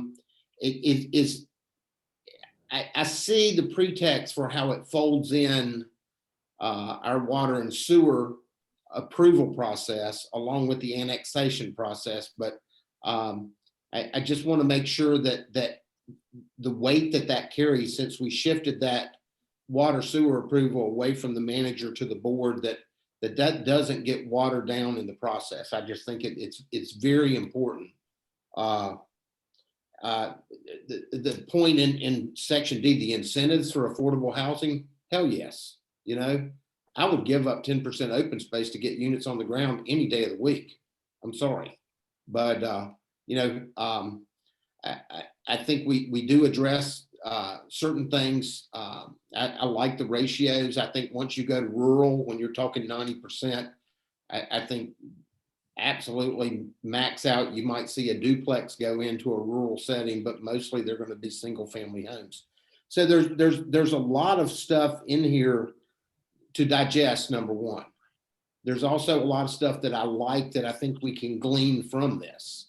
Am I wholesale on board with every facet of it? No, but that's, again, we're in discussion right now. And I think this is to your end. Thank you for the sensitivity for the different facets that you paid in moving forward, because there's a lot here and there's a lot of good stuff here. So, you know, that's kind of where I'm going to stop now and let anybody else that wants to weigh in, they can.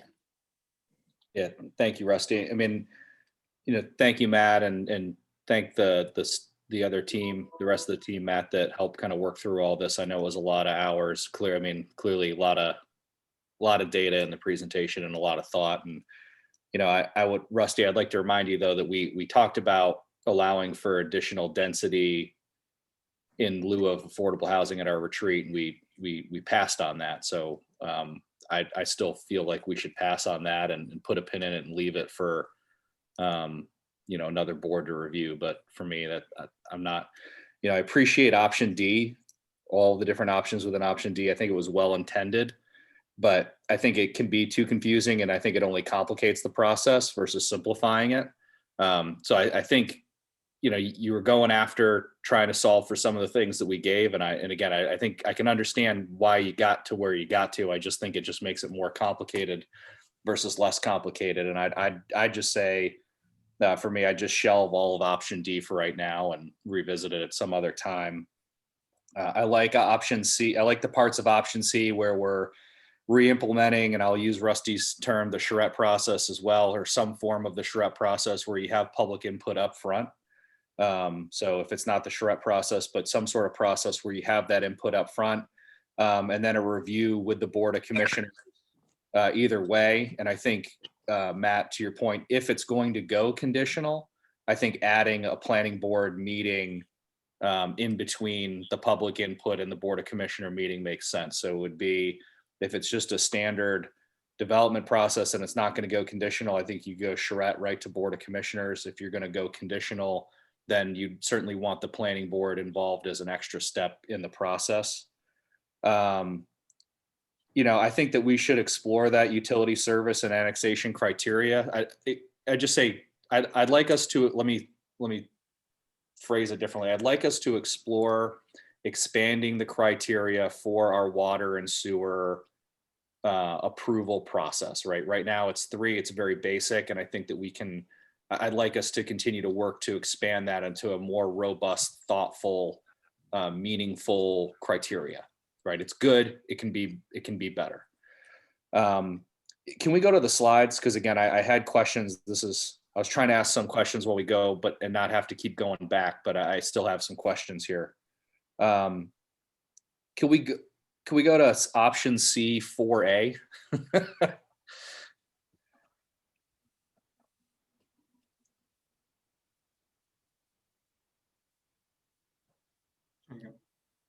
So why not option C 4A? So Matt, I'll take this one. So we get questions at public input sessions. Well, what's the TIA look like? What are they doing here? What are they doing that? And we just felt like holding that public input session prior to master plan schematic design, which is actually like step 2 of a master plan design. You've got preliminary sketch plan, which goes through a review, and then you have master plan schematic design, which is a little more robust of a review.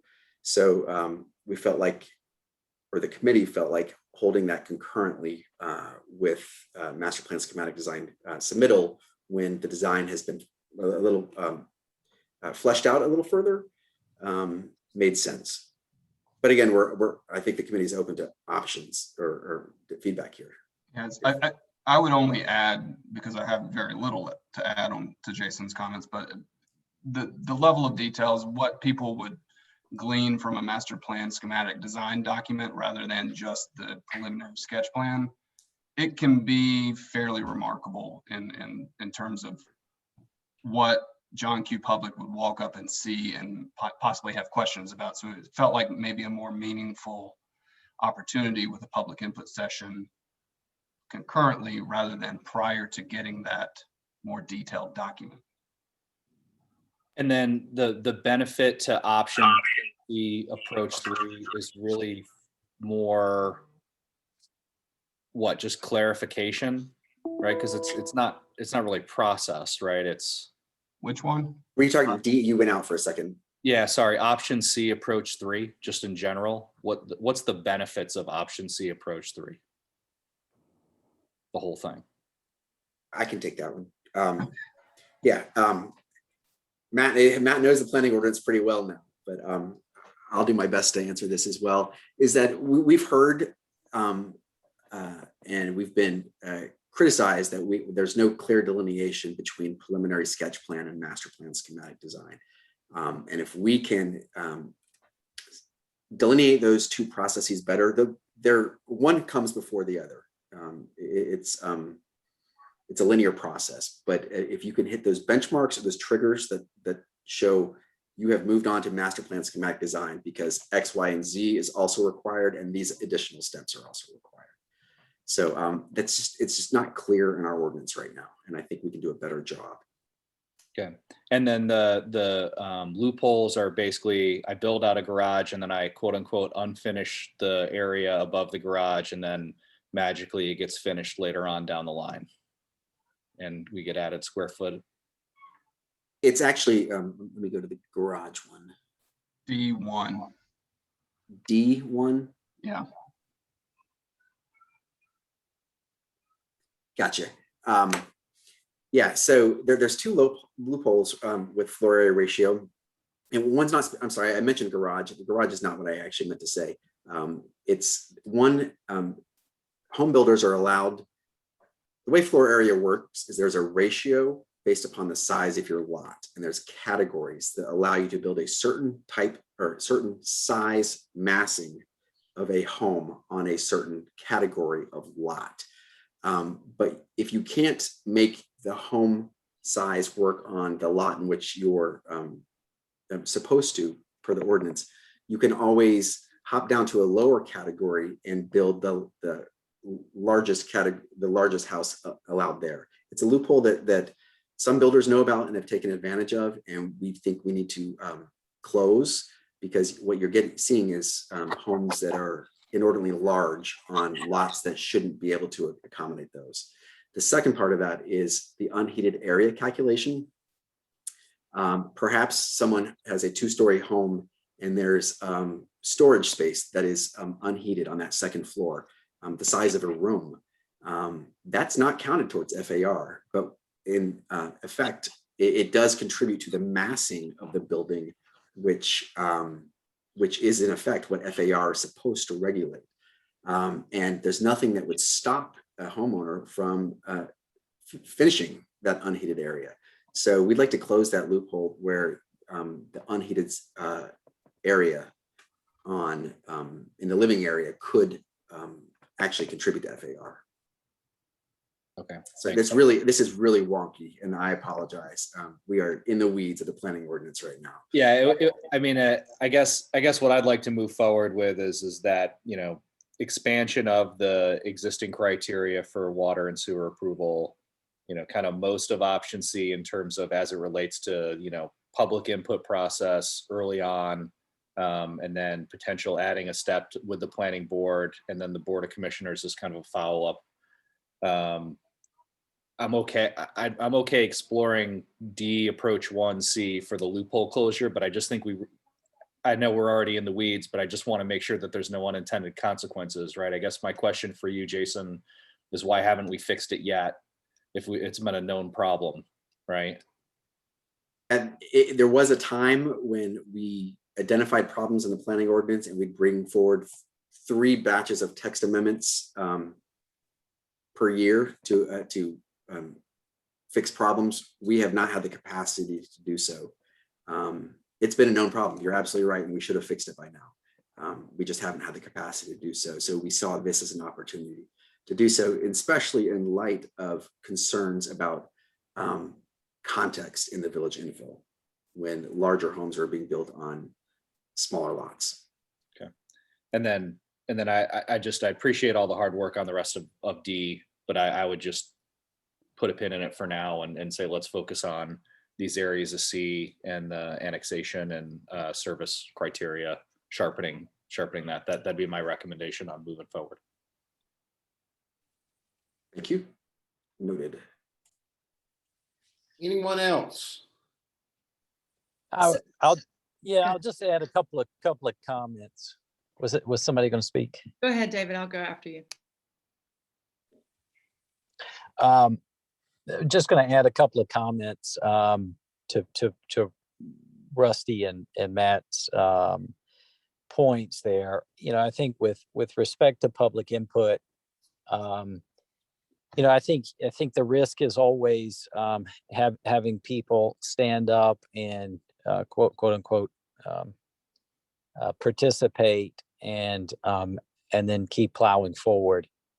And so, I think if we're going to include public input as a quote unquote growth management tool or strategy, that it should at the least be in what we knew the charrette process to be, upfront, early pre-development, participatory, and not just once, but to participate in what the outcome is to be.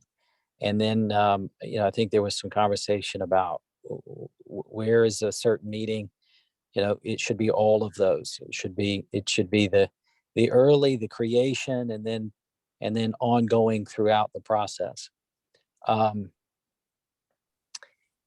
second thing I would say, it's a little bit hard to go through this point by point in review, but the impression that I got was that it was largely focused procedurally on the process, in this idea of transparency and simplicity, which to me leaves me with the impression that it's to the group, the stakeholders that we are most trying to accommodate here are the developers. And so then the question is what of these is really focused on the community and the outcome of the community and the impact on the community. And so to piggyback a little bit on what Matt said in terms of the expansion of sewer and water policy and the components that influence that, is to say, what is the traffic impact of the development? What is the aesthetic impact? What is the noise impact? What is the change of use of the area? What are the considerations here beyond simplicity and clarity that impact the community? And so, I would raise that up as an issue really throughout the points that you made in the presentation.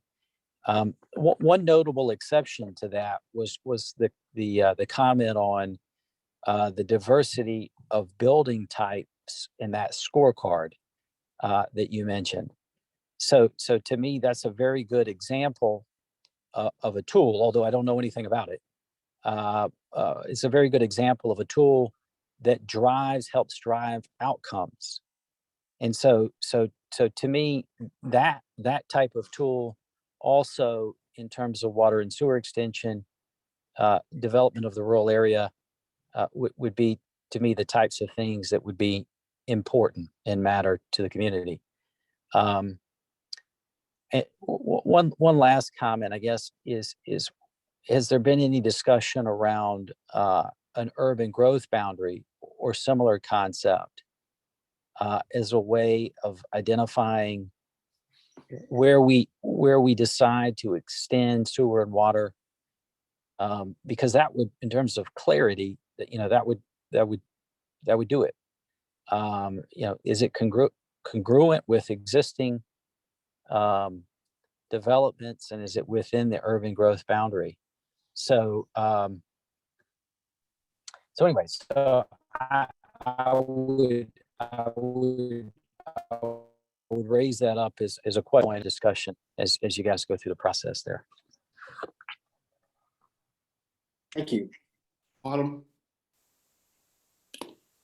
Thanks, you all. And Jason and Matt D and company, I mean, I'm kind of blown away at the amount of detail and just intentionality around this response to the board directive of go look at some tools for us. So that's just a big thank you for the intentionality kind of around this and getting so wonky on it, to use your word, Jason. I am pleased much to see some certainty and clarity around potential sewer and water policy change, whatever the acronym there was. So absolutely, that's one we should continue to explore. I mean, I probably would give the bad answer of let's continue to explore all of it. There are the parts of the D, I know Matthew didn't feel strongly as that option D, but there are parts of that that I find really intriguing, particularly related to building types. And as Dave Sitton was saying, in terms of using tools to drive outcomes. So I would sort of give the go work some more kind of directive, because this seems to me to be going in the right direction. Other than it was complicated, like Rusty, I sort of read it a couple of times this afternoon after a first kind of what, and then it sort of cemented itself in. I also like I mentioned the water and sewer, more certainty on that with criteria, and looking at some of that option D stuff as well. And I think, like everyone else, I think there's great benefit to that early charrette. I know we didn't call it a charrette here, you all didn't, but great benefit to that early charrette process in terms of community input and community knowledge and transparency around particular development projects. So I would, well, and one question is, did this come directly from committee to us just to sort of look at and throw ideas against the wall, or did it go to planning board itself first? So this committee is composed of planning board members, and they were aware that we've been working on this. And so it was shared, this presentation was shared with the planning board at their meeting last night, because it was just timely. Matt, did you have any feedback from the planning board last night you'd like to share? No, I think a lot, the general sentiment was, yeah, this is very dense, hard to grasp at a first pass.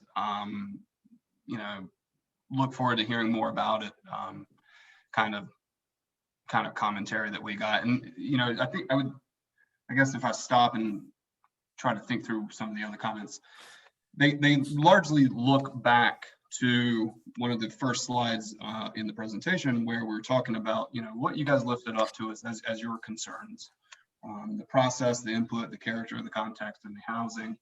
Then also look towards the goals and aspirations in terms of strategy, process, housing, community character, and equity.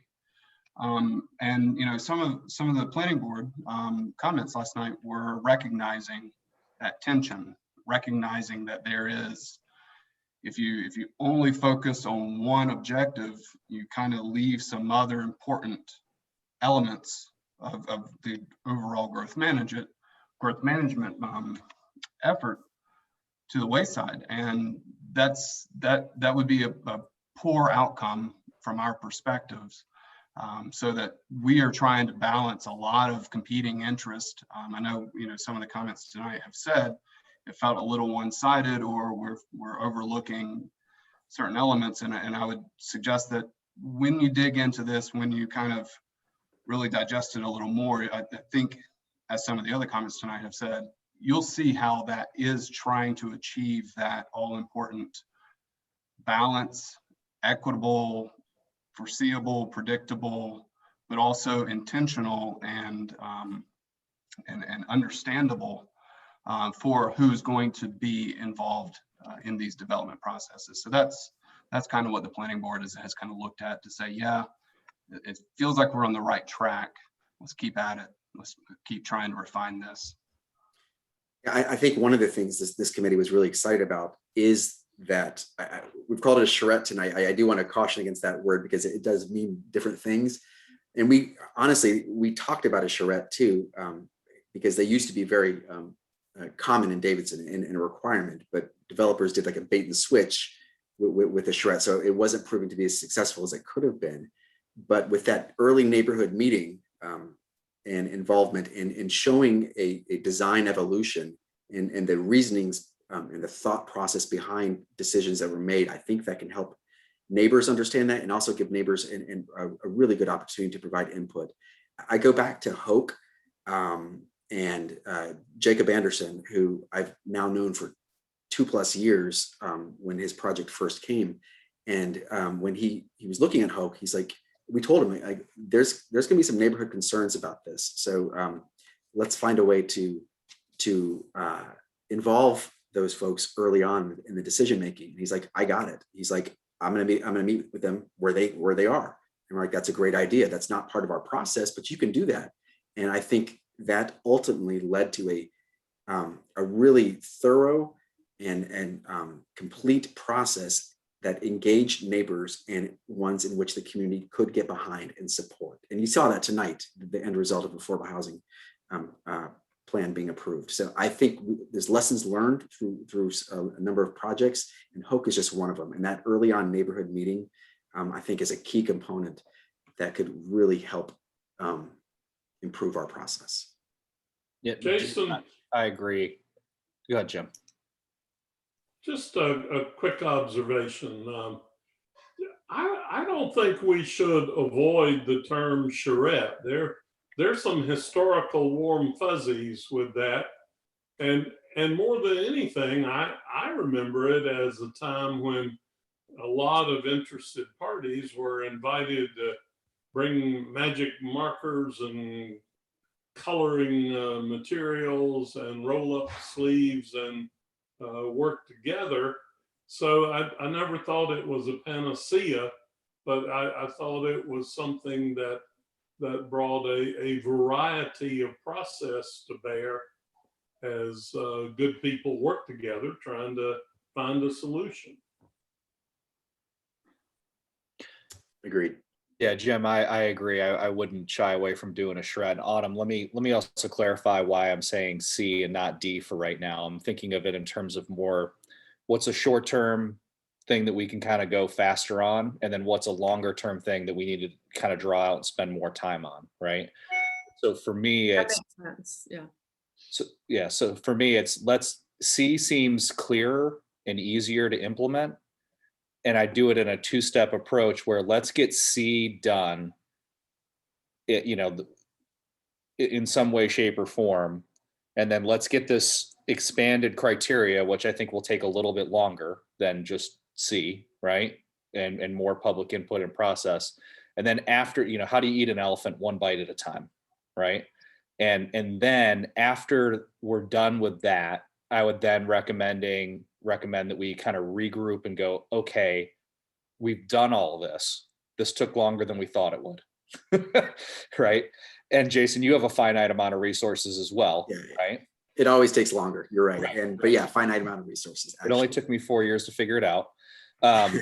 And then say, okay, where do we want to go from here? And then have these things be brought back up as part of a discussion. And quite frankly, by that time, it will be, it'll be another group of elected officials. It may be the same 5 people, but it'll be, after another term, right? Just based on how long this is going to take to get done. So I'd rather make sure that we can talk about some of these things that are really strong improvements to the process and to the ordinance, get those short-term wins done now, and then regroup and go to D. So it's not a no to D. It's a let's pause on that and focus on what we can do quicker, not quickly and well.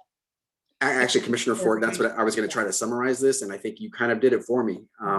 B and C seem like we can tackle those now, and let's come back and look at D when those are done.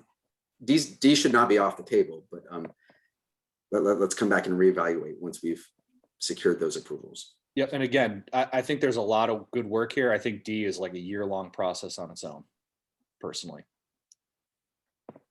Because I think once you start getting into Florida area ratios and start working out examples, there could be some unintended consequences that you're going to have to solve for. So I think that D is going to, other than the loopholes, Jason, I think D is going to be an iterative process with a lot of community engagement.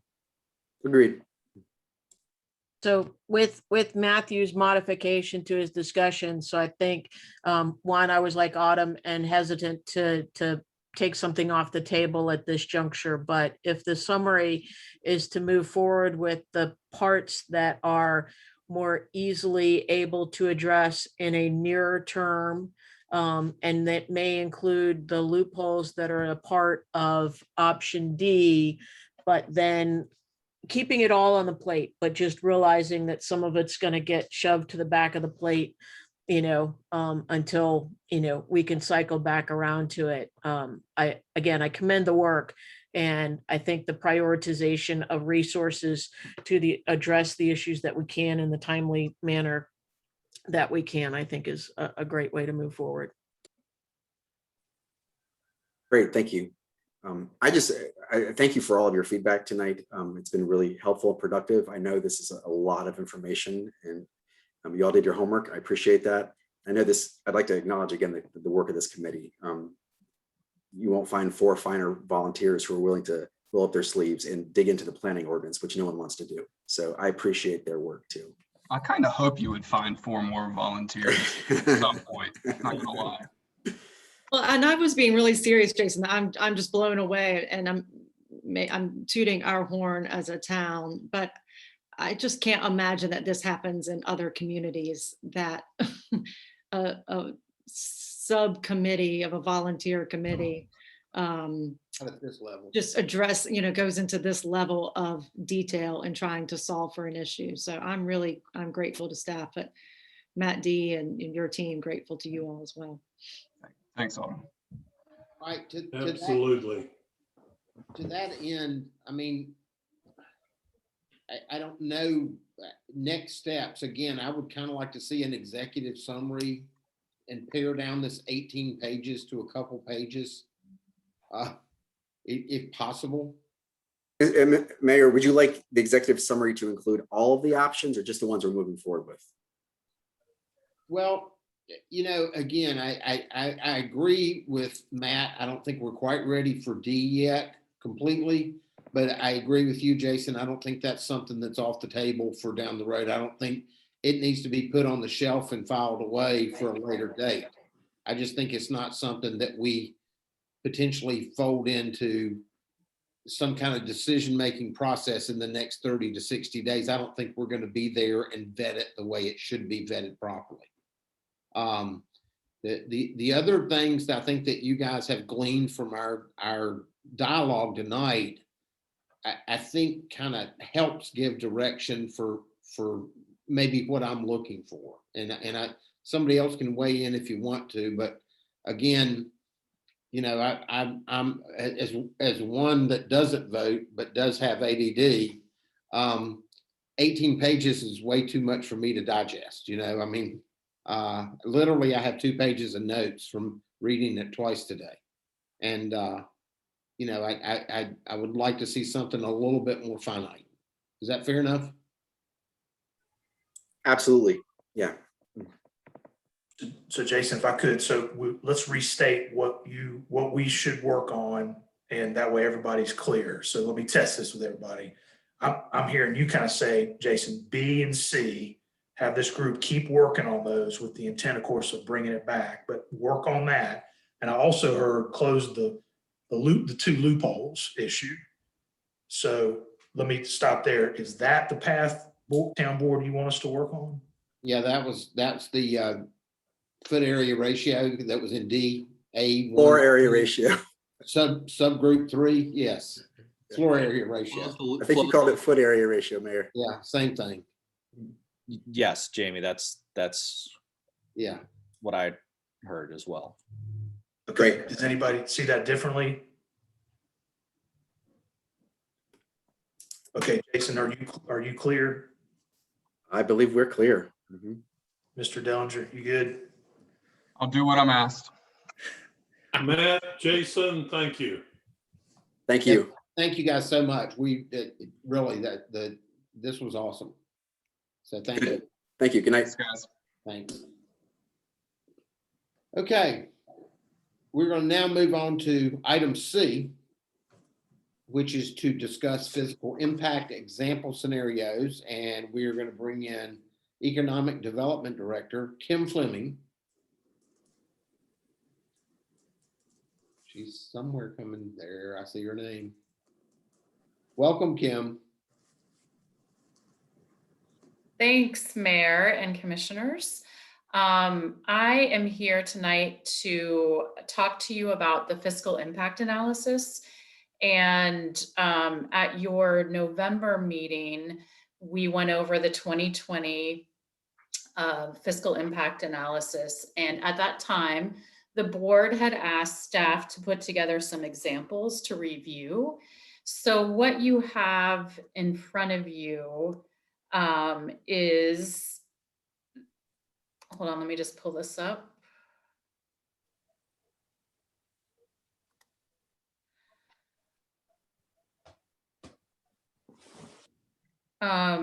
So what you have here in an attachment, and I'll bring that up after I go through this just one slide, is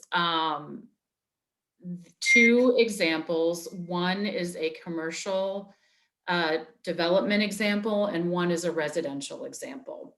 And just for everyone that might have looked at this online, these are fictitious examples. These are not real development projects that we have in the pipeline. Hopefully you can tell that by the names that we used on it. But we'll go through that in just a minute after I touch on some of these points. So we've got the examples to go through, and David Cole in the planning department put together the format that we used, which is an entire comprehensive staff review of development projects. And the planning department has been using this and gathering input from staff on various development projects over the course of the last couple of years. This is just a way of formalizing that process and perhaps institutionalizing it. And so the fiscal impact analysis is one component of that comprehensive staff review. And again, just as a reminder, a fiscal impact analysis is answering the question, does development pay for itself? That's all that this is doing. It's not saying, you know, this one development is better than another. It's just saying, does this development pay for itself? And the one thing I wanted to point out here is that in Davidson, we are very lucky that because of our property values And because of the way that sales tax is distributed in Mecklenburg County, most of our developments pay for themselves, whether that be a commercial development or a residential development. So that's just something to keep in mind as we go forward with looking at some of these examples. The other thing that this board had asked for was outside agency review. So what is the impact of a development, not only on the town of Davidson, which is what the fiscal impact addresses, but also what's the impact on CMS school system? What's the impact on CATS? What's the impact on Charlotte Water, et cetera, et cetera. So all of those outside agencies are part of this holistic review. And for purposes of these two examples, we put in there what agencies would be reviewing projects. However, all of those agencies, when they do review a project, they do charge a fee for that, which we would charge to the developer. But since these are fictitious projects, we don't have a developer to charge those to. So merely just putting that in there to let you know that your request to make that as part of the process and look at those outside agencies is in fact in this review process. And the other thing that we also wanted to talk about is that what's the aggregate effect of development? I think that's been an issue that we all have talked about throughout the years, really, as we look at development projects. And, you know, each one of these examples, we're looking at something just as a one-up development project. And you all have expressed your desire to look at things, what's the aggregate effect of development? And so when each department reviews their individual portion of this review process, they are taking into account what is the aggregate effect of development. And let me show you, I'll get out of this and actually bring up the analysis. So here is the first example of a commercial development in the process, and you can just see the various departments and how they would feed their information in here. And it's very comprehensive. And as we scroll down to, you'll see where this is actually where the fiscal impact analysis fits into this comprehensive review process. And one of the things that I think is a good analogy with this is, and maybe this is just on my brain lately, but college admissions process, right? They're going towards holistic reviews. So I would look at a fiscal impact analysis as your SAT or ACT score. And everything else is, you know, your grades, your extracurriculars, all of that. And to the point of, in the past, I know a lot of times we've had a development project and it's been like, okay, let's look at the fiscal impact. Let's look at the fiscal impact as a way of trying to make a decision and then saying, well, maybe this one is better than this one. Where I think, you know, if we had a student who got a 35 on their ACT, but they were a clunker in high school and got bad grades and didn't contribute to their community or their school, doesn't really matter that they had a 35. Well, it could. You could accept, you know, you could choose, depending on what kind of school you want to be, you could accept that. Whereas another example, you know, maybe the fiscal impact is less, but it hits all those, there's affordable housing on site. There is, all these other things that contribute to the goals and objectives that you have set for the town. So that's how the fiscal impact would fit in there. And then again, to address, there's sustainability in here, there's affordable housing, there's equity and inclusion, there's tree removal as part of this.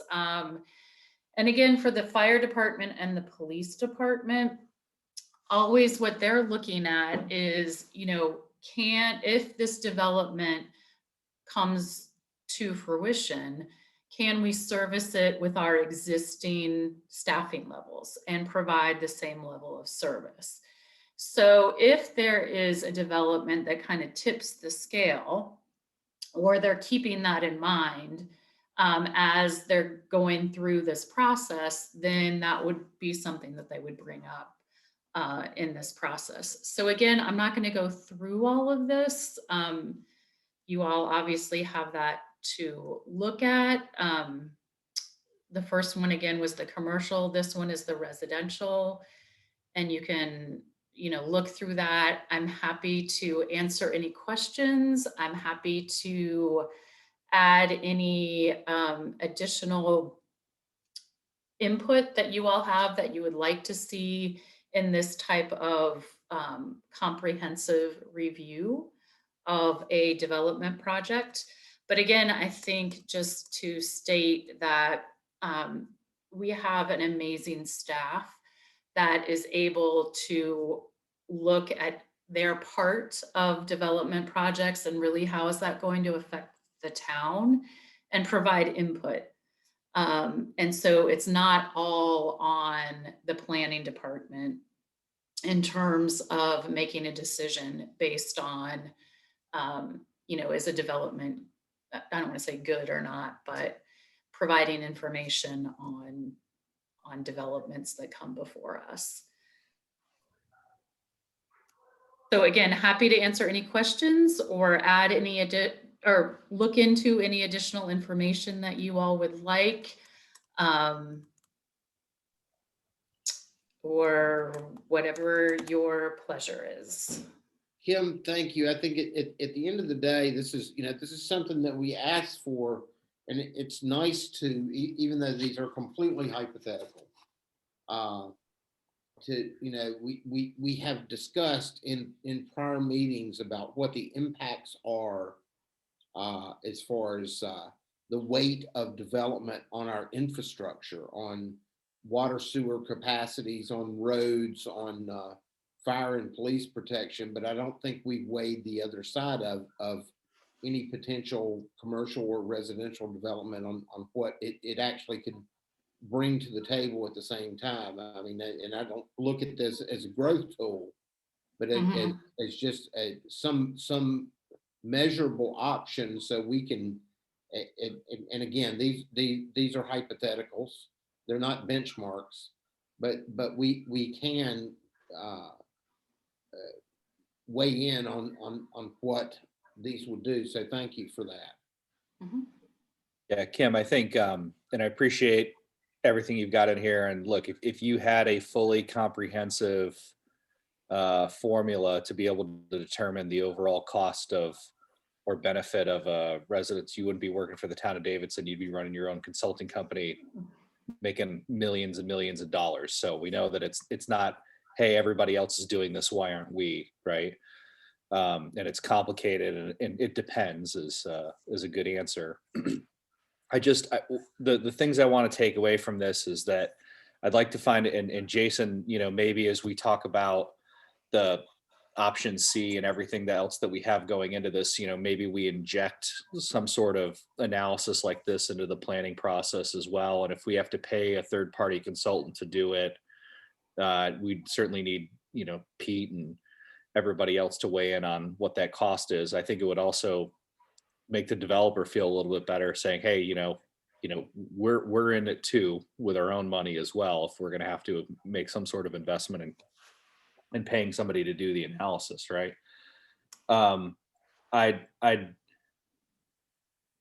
I'd really be interested to know from Penny, or, because I mean, I think probably police would be the next. I don't think we need to add a third. I hope we not need to add a third fire department before we'd have to add another police department. But I'd really like to know from Penny, at what point in time do we reach that breaking point where the next multi-million-dollar investment has to happen from an infrastructure and staff services and support, right? So that as decisions are being made, people are aware of moving that much closer to police station number 2, wherever, right? Mhm. Further north up on Shearer Road somewhere, right? I will not be alive then, so. Well, maybe, but we don't know that, right? So I think we've got to understand that, right? And so my takeaways from this are continue to refine it, and as we can continue to work with CMS on their project plans and what all that means, and add additional kind of facets to it, because we only own such a small piece of the overall pie. Where where I'm from in the Northeast, the city of Rome also manages the school district, bless their hearts, right? And so and the mayor's full time, Rusty, but Is it not here? So I think we just have to, the more additional information we can pull into it to make it a more meaningful decision and thoughtful decision would be great. And then Jamie, I don't know how to, Jamie and Karen, I don't know how to ask differently, but it would just be nice to know at what point in time, what's the next service adder, and at what population level. And I know that that's really hard to put a pin in it, because it's going to be, it depends on where the development comes from, and it depends on, is it this, is it that? I know there's a lot of it depends that goes into it, but I'd really be interested to have you guys kind of put a range out there that says the next big thing that happens is at this level. Great feedback. I think a lot of what you're describing is the path we feel like we are heading on. So I think there's a convergence of incorporating this into our planning process decisions, and also in our capital budgeting and budgeting process, where our CIP really will help to tell that story of here are our next facility needs and when we project. And I think that all this can kind of come together. Karen, what would you add? I would also add, and I think I'm always particularly sensitive to this, where I see from an operating standpoint is, when does public works at its max capacity? As we continue to add open space, as things develop and their workload grows, they often get lost in that shuffle. So I think that that's something that we're starting to look at projecting forward, is what is that tipping point when they are going to need more staff to cover the territory that we currently have. Yep. So that's a piece of it. It's similar with policing. When is there a certain number of roads, miles that are accepted in, and an enforcement issue, and what is that tipping point, and what does that look like? Yeah, and again, Karen, I was using police as an example, but I would want the full spectrum, right? Whether it's this causes us to add one more staff to Parks and Recreation. We've got enough commercial property where Kim needs another person underneath her, so she can work the army of one for business development, right? So I would say, please don't limit it. I was just using it as an example, but I would really like an end-to-end staff analysis that says at here, right? So maybe if it's departments and then it's number, and you can kind of see where those things kind of fall off. 100%. I think it's because we're in the throes of budget development pain points right now. Streets are being added, open space is being added. And then obviously Kim, her department of one, I loudly heard. So anyway. Well, I really like, and Kim, you referenced this in your opening remarks, but I really like the sort of whole child kind of approach to this, and looking, in a 360 way at development impacts. So not to use intentionality again tonight, but it does feel very intentional about how we're looking at it and just what those impacts are. So I appreciate that. Kim, thank you for, again, for the level of detail. I wore my Davidson basketball t-shirt tonight in honor of those developers, those hypothetical developers in the commercial project. One of the things that actually caused me to do in looking at that, and I'll use the CMS example, was to potentially partner. And I really do think this is something that gets traction. And like maybe Matthew said, we'll have to put a clause into your contract, because if we do this, I think other people are going to be saying, other municipalities are going to be saying, hey, we got to do some of that. And it's going to work. But the CMS example was, what we have heard from them repeatedly is that they can't count a development until the certificate of occupancy.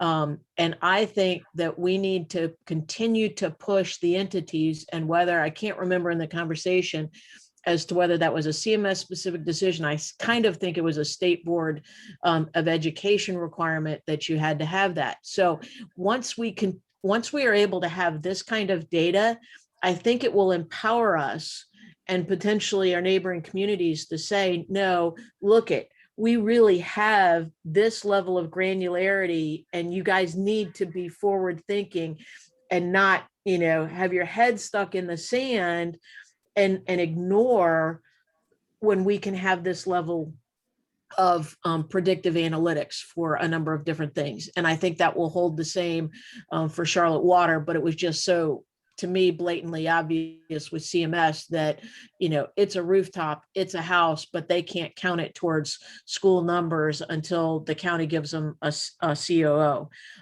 And the last thing, when you did bring it into that whole person college academics, I was reminded of the phone call I had to make when I was a Davidson admissions counselor to the parent of a child who had earned a 1580 on their SATs, and that she was not going to be admitted. I'm not sure that she was going on the wait list, because I could ascertain that no evidence of having any other activity outside of looking and studying and reading books, no extracurriculars, no whatever. And so this is that holistic look that makes us better, because we're taking on, it was granular, but it was holistic. And that complete picture, I think, will just pay huge dividends for us.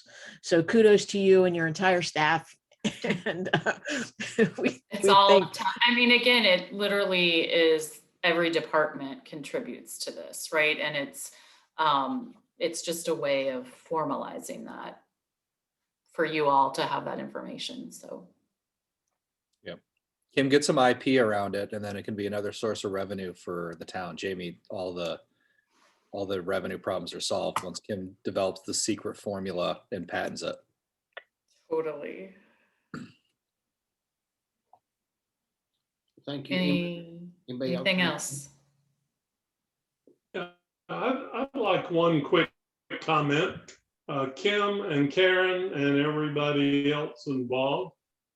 Jane and I took a ride downtown about a week ago, and we're complimenting the Black Lives Matter flags. I think that was a wonderful project that speaks well for our town, and I want to say a thank you for taking the lead on that.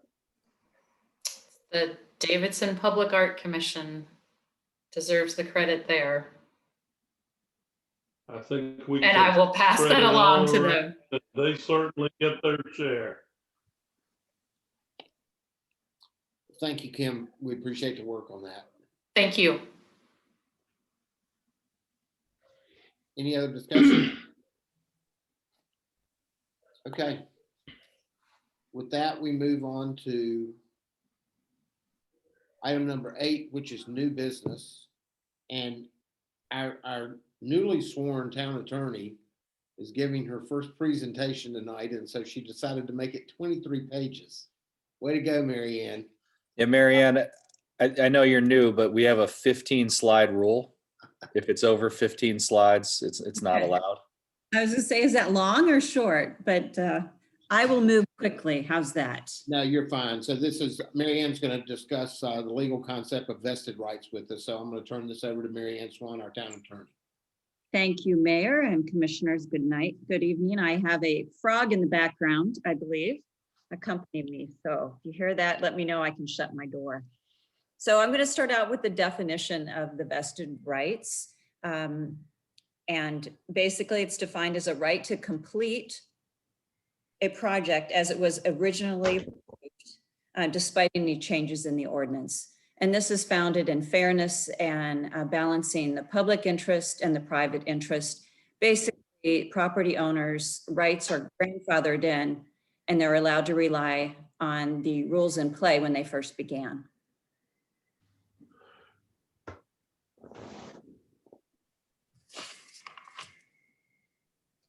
In 2019, we saw the General Assembly recognizing that the local government approval of development usually follows this significant investment by the developer or by the applicant in planning, developmental costs, and consulting fees.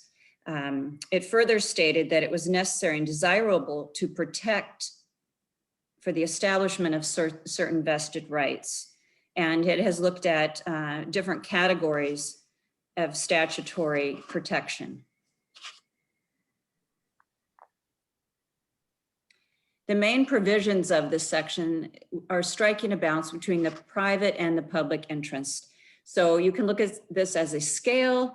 I like to look at it as a teeter-totter because it makes it a little more fun. Thank you, Betsy.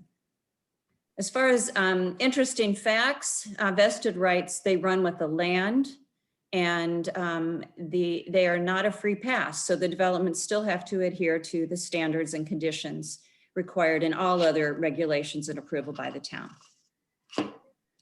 There are a number of statutory rights, and they include building permits, permit choice, developmental permits, multi-phase developments.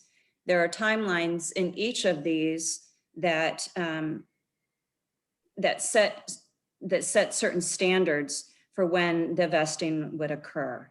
We will look at what the common law is to show that there's no statutory or there's no definite timeline for the common law. We can move on to the next, please. So as I indicated, the vesting time, there's different categories here. Valid building permit, as you notice here, is 6 months, and it can go up to development agreements up to 20 years. And that would be a negotiated agreement between the parties for that long of a period. Next slide, please.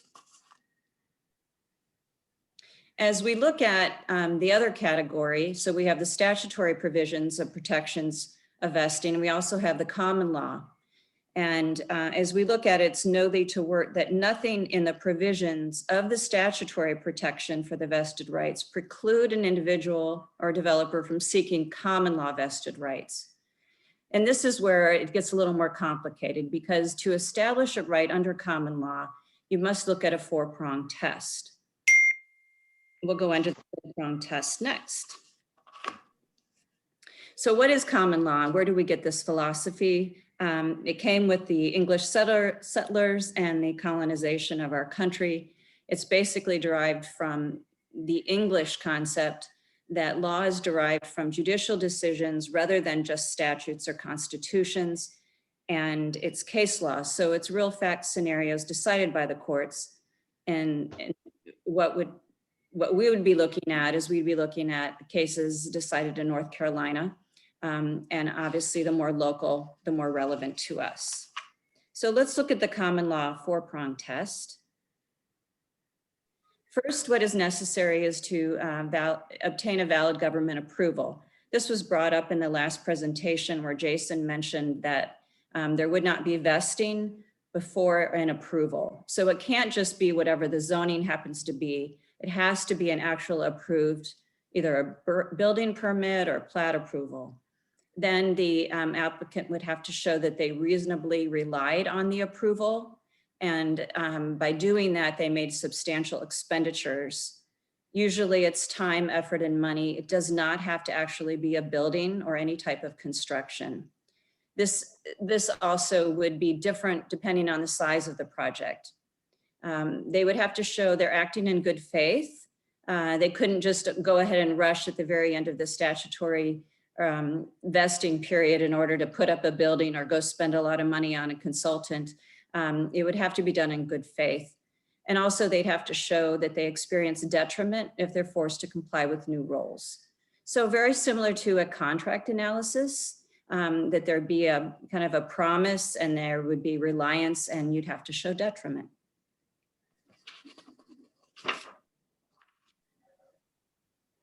What needs to be understood, I think, when we look at the statutory and the common law vested rights and how they interplay is nothing, nothing would prevent someone from pursuing a common law interest, common law vesting right, if they've been pursuing it under a statutory. There's no definite time for how long a common law vested right will last. More often it's looked at while the owner is pursuing the vested development and most likely reasonable time afterwards. The information that I gleaned was mostly from UNC School of Government's opinions. The key word in that slide is pursuing. Thank you. Another word that we need to really focus on is that once a project is substantially commenced, which is not defined right now, but once it's substantially commenced, then it's considered vested. And if that work continues, then they are pursuing their project, even if the original statutory period has expired. Just to indicate how interested the General Assembly is in promoting vested interests and protecting those. In the recent past, it has actually legislated two separate situations to allow developmental approvals to exceed the time periods that are the statutory requirements.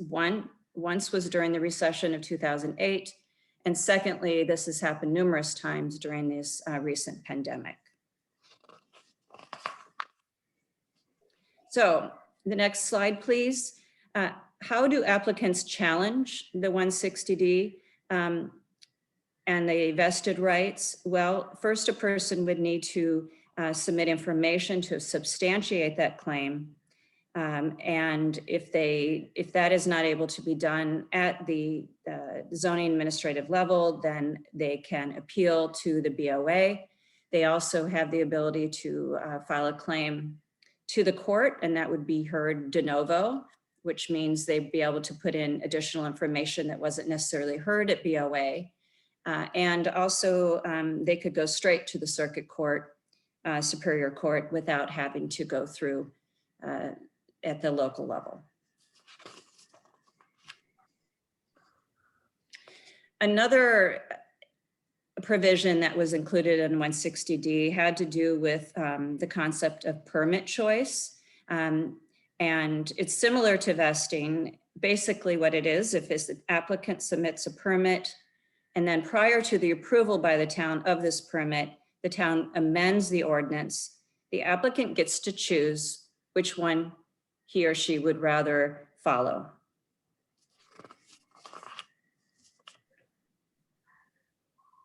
The recent 2019 legislation does look at very clarifying some time periods and in some cases expanding the time periods for the statutory vesting.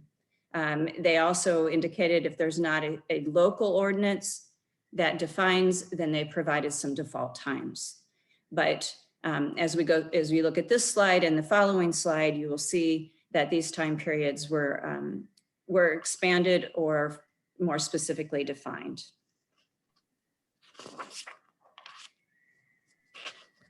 The multi-phase development is one that basically the provisions indicated that they would have a time period up to 7 years. And once work commences, the vesting is valid for 24 months. If it's discontinued, or unless the statute provides a longer vesting period. And as I mentioned before, at no point do any of these statutory periods prevent someone from seeking a common law vesting time. Yeah. Okay, so the local control here, that is my last slide. And what are the areas that the UNC School to Government identified for local policy decisions in permit and investing? The first is to identify site-specific plans, set some expiration developmental approval goals, establishing procedures internally. I think most importantly, and what I know that our planning department is working on this, is defining what substantially commenced is. As I indicated before, that is not in the statutes.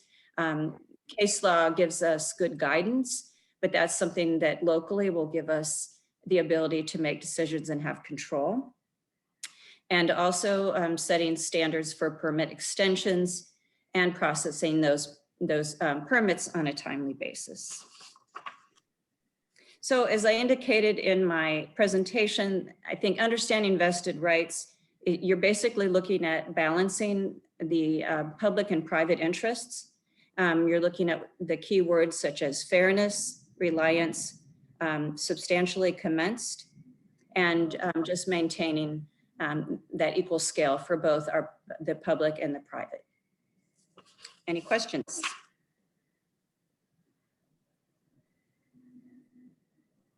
That Well, was it all. sounds like this was a useful exercise if there is a need to come up with this local definition that we haven't done in the past. Yes, I agree. Yeah, I mean, so Mary Ann, I appreciate you also tying in the question that we had earlier in the meeting. And again, Jamie, maybe my memory was off, but I thought we had intentionally pulled up the water sewer extension earlier, and maybe that was just to appease developers a little bit so that it was earlier in the process. But it sounds like we can push it to a little later in the process where we can get some more meaningful information without creating any true issues around vested rights.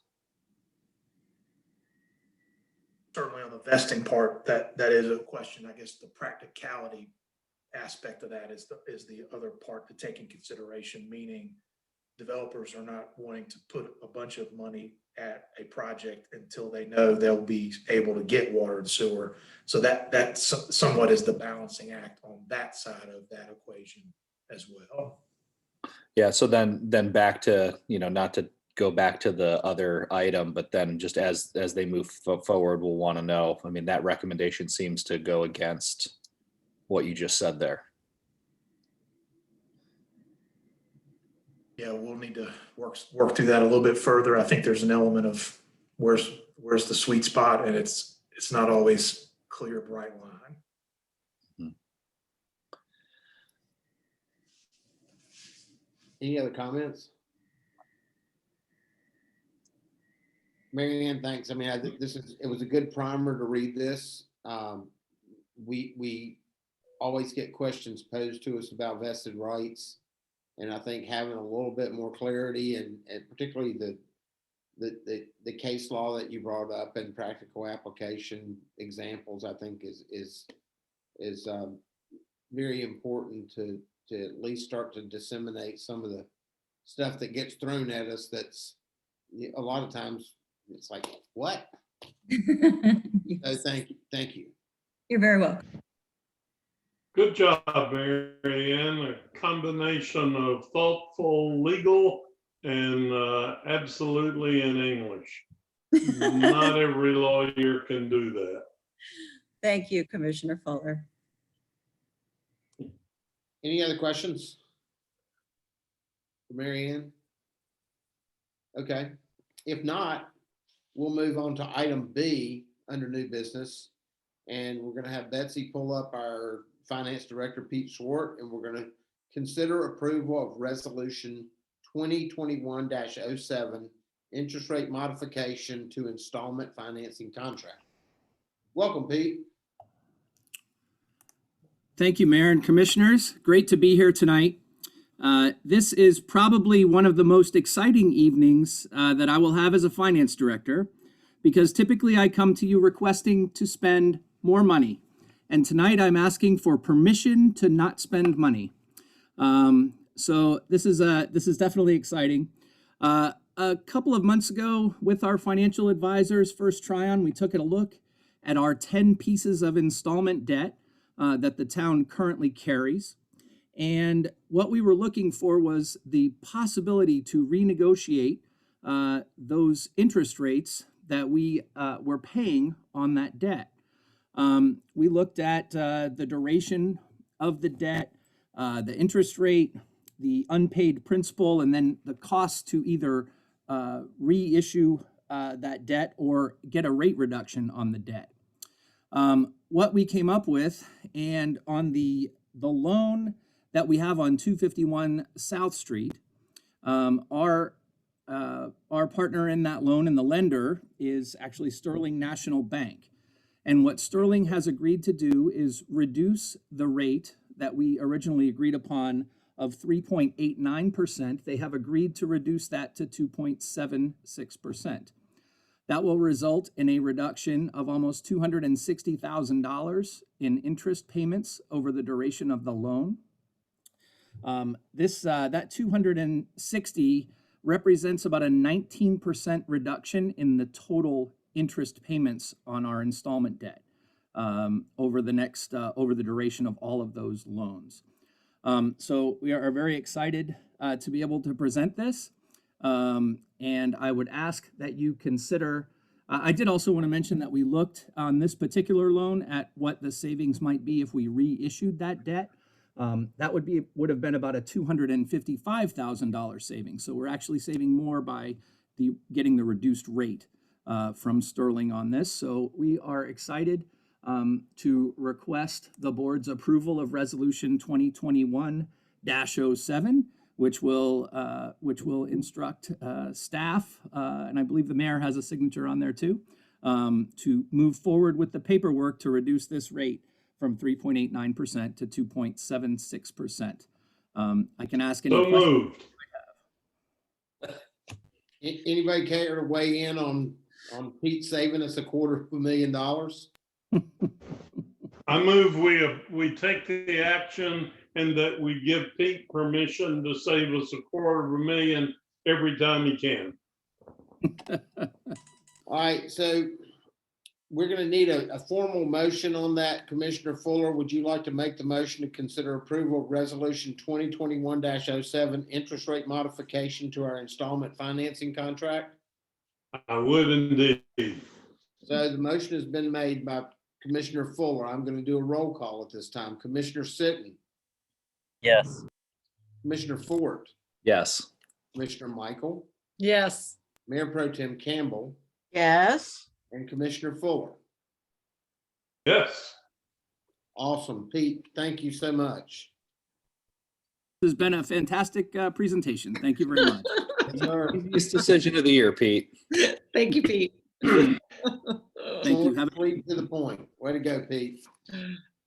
All right, we move on now under new business to item C, which we added at the beginning of the meeting to discuss the surveys, and I'm going to defer now to Town Manager Jamie Justice. All right, thank you, Mayor. We wanted to talk about the non-discrimination ordinance. The NDO is the acronym, and the survey effort there, and just generally about citizen survey that we're doing. And I thought it might be helpful, maybe, Karen, would you do a quick update on where we are with the non-discrimination ordinance? Yes. Yeah, let me level set where we are, where we've been, and kind of the path forward that we've projected out and shared with you all.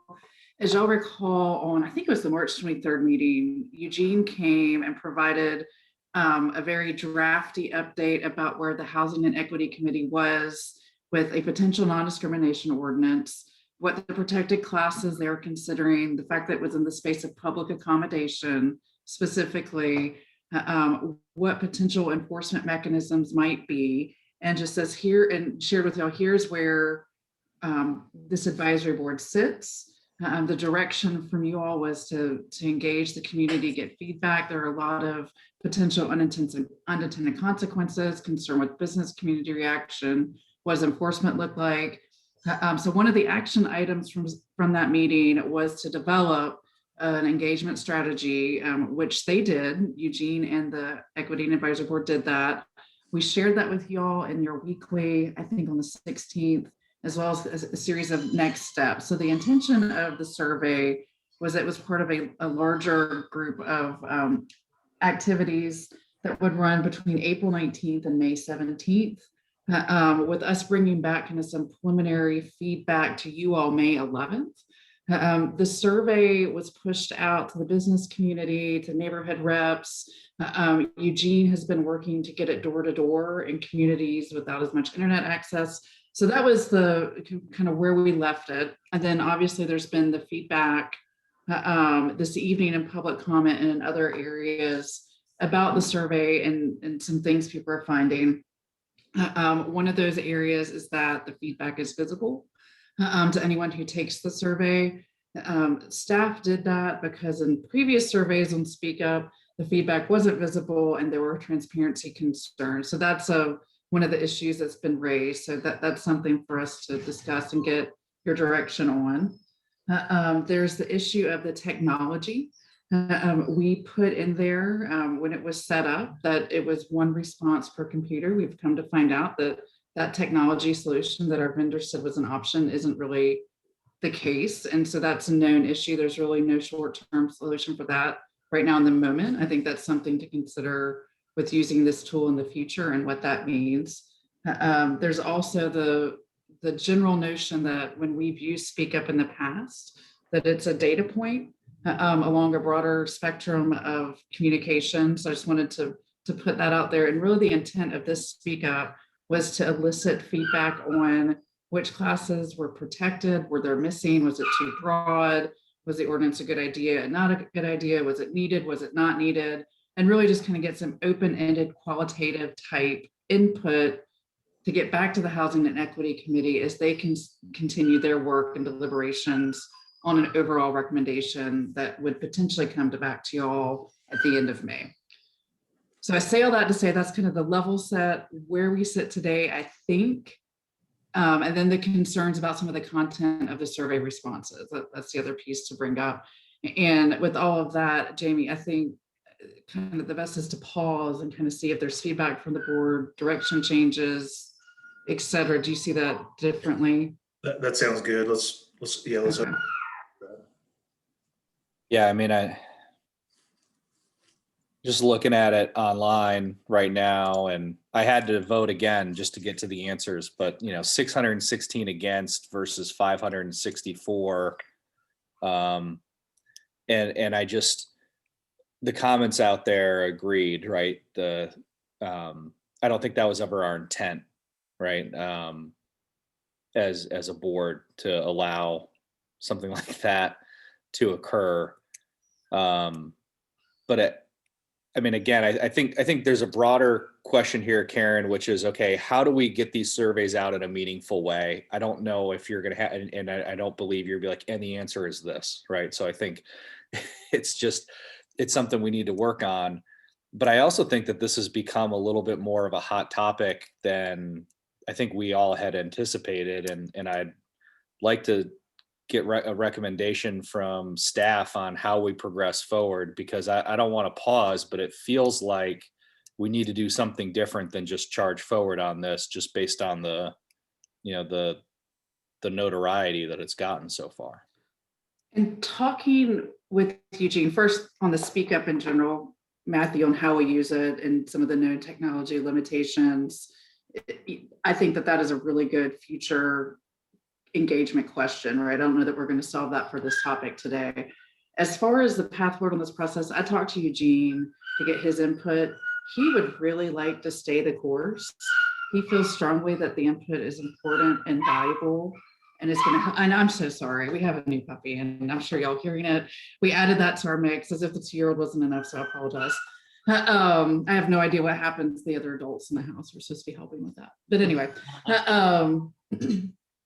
I think Eugene's perspective is that staying the course, getting the input, running it through the original close date, which I believe was the 17th of May, and then letting the equity board continue to wrestle with the topic and see if they're ready to bring forth a recommendation, if they would recommend slowing down, and kind of letting some air and space breathe around that. That's what Eugene would say if we pulled him in right now. I support that recommendation. I don't think he's wrong. I do know that there's been some feedback about the tone and the content of the language on the survey, and I think that's a ancillary but related question. So there's the speed and the process, and then there's the what's posted on the website. Yeah, and I respect the desire to, I'm not saying pause in terms of stop what we're doing. I would say that my recommendation, just based off of the comments and the lack of ability to really validate the data that's coming out of it. So to stop the comments that are hurtful and the lack of our ability to validate the data as relevant at this point in time, I would recommend that we take the survey down and pursue alternative options in terms of working through Kim to get with the local business owners and have kind of a community group discussion, whether it's a Zoom meeting. You know, pre-COVID, you'd kind of get all the business owners in a room and have a conversation, but maybe it's a couple of Zoom meetings talking about, you know, their thoughts and inputs, and then try and see if we can find ways to reach out and get other, you know, Zoom related community conversations around it, versus, you know, allowing it to become a race to see who can click the yes or the no button faster to get it up to, you know, 2,000 yeses and 2,000 no's, right? I don't glean anything from the survey data. I just don't know what you're going to get at this point in time with the information. So I just don't see any purpose of keeping it up. And I think we just have to find an alternative way of getting it, the information. Yeah, and I think in the conversations, Eugene, I think the yes, no is problematic because that creates this, are you for or against? But then there's the open-ended qualitative piece. Are these protected classes right? Is hairstyles important? Is it not important? Should this be protected class, pregnant women or not pregnant women? I think that's some of the more qualitative input. Is this needed or not? Because that's a lot of the responses that it's not, that it's overreach, et cetera. That I do think that is helpful, but you could get at that in other ways if you don't like the speak up tool for this purpose. Yeah, it's not that I don't like the speak up tool. I'm worried that it's morphed into something different than what it was intended. Sorry, Jane, go ahead. I concur with that because I'm not even going to use the term data. You would be bringing us anecdotal, random, anonymous information. And even to the point of the suggestions, and I definitely don't like the up, down, yes or no, because we believe it looks like we have put this out for a vote, as though we would put human rights issues up for a yes, no vote.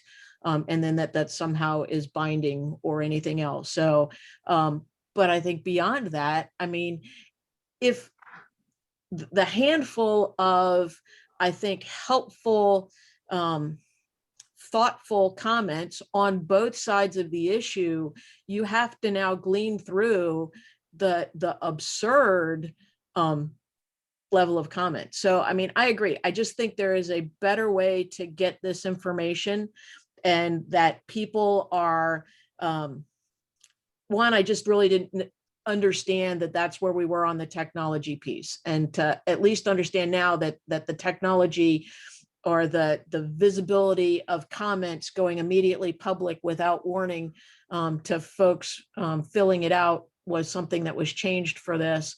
I think all of those things, the second and third order effects, which was what we were actually trying to address in seeking, you know, a well-intentioned comment, it's gone off the rails. And so, you know, I want other folks to chime in, but quite honestly, what I would like to do is kind of add to the process, not take anything away from what Eugene and the affordable housing and equity team have done. But I really think that we have created a situation. So I'm personally going to recommend that we work with staff over the next 2 weeks and come up with a resolution that we could address at our next meeting. That is, again, additive, not in lieu of further work on the ordinance, but not unlike what the county did, which was to put forth a resolution, I think at least clarifies where this board is. Just bring it to a vote. I'm not saying that it's going to go either way, but I think we've got 2 weeks where we could do that. But I will follow Matthew's comment in saying, vote number 2 would say that we need to pull the survey, because you could give me the information at the end and it's going to be anecdotal, random information versus anything that would come close to be data. Yeah, and if those comments are hurtful. I agree with Jane on moving forward with a resolution. I'm happy to And taking support. the next couple of weeks for people to have input. I'm happy to support a resolution like that if staff wants to take a stab at it. So thank you, Jane and Jim. In terms of the speak up, I think it's been a lesson learned for all of us in terms of just the limitations of that particular tool. In this instance, I definitely think that this sort of up-down nature of a vote is not what we intended. And I think it gives a false sense of just a false idea to the community, particularly when you can't control IP addresses and how many people are voting and this sort of thing. So I would definitely prefer to take that down. In terms of the qualitative piece, if you can call it that, it sounds like we can have that kind of input in other ways to get appropriate public input, because that was really our intent to start with. So I'm happy just to pull that yes or no kind of piece down and leave the rest. But I'm happy to defer to the board if others think it's more appropriate to just pull the whole thing down. I'd personally prefer to have it down just because of the comments, Autumn, right? And the comments that we heard tonight about the hurtful nature of them. I think it's better to just, and honestly, Jamie, I'd say pull it down tonight and just be done with it, because I don't think we're going to get any more value out of it than what we've already gotten. And Jane, I think if it's going forward with the Mecklenburg County, sorry for lack of words. Resolution. Thank you. I think we tailor it to us, but because theirs was very specific, but their 2 February resolution challenged local municipalities and companies to look at their policies and procedures. And I think we can move forward with something very simple and straightforward in the coming weeks that we address then, and then allow and even at that, to potentially state in that what our notional timelines are for moving forward. So that would be my recommendation, and I'm happy to support in any way that I can. Yeah, I would ask that we stay away from putting a timeline out there, because I think that I hear what you're saying, Jane, and I don't want to stall the process, but I also think that the one thing that the meaningful piece of information that I glean from it is that there are some people that are genuinely concerned, and we need to make sure that we're taking the time to hear their voices and make sure that we're understanding both sides of the argument, and make sure that it's a thoughtful approach, and it doesn't feel to certain groups that if it does move forward, that it was just rushed and jammed down everybody's throats, right? Because we've always, over the last 4 years, taken a thoughtful approach to ordinances and time for input. So I just want to make sure that we go as fast as we can, which is what we always ask staff to do.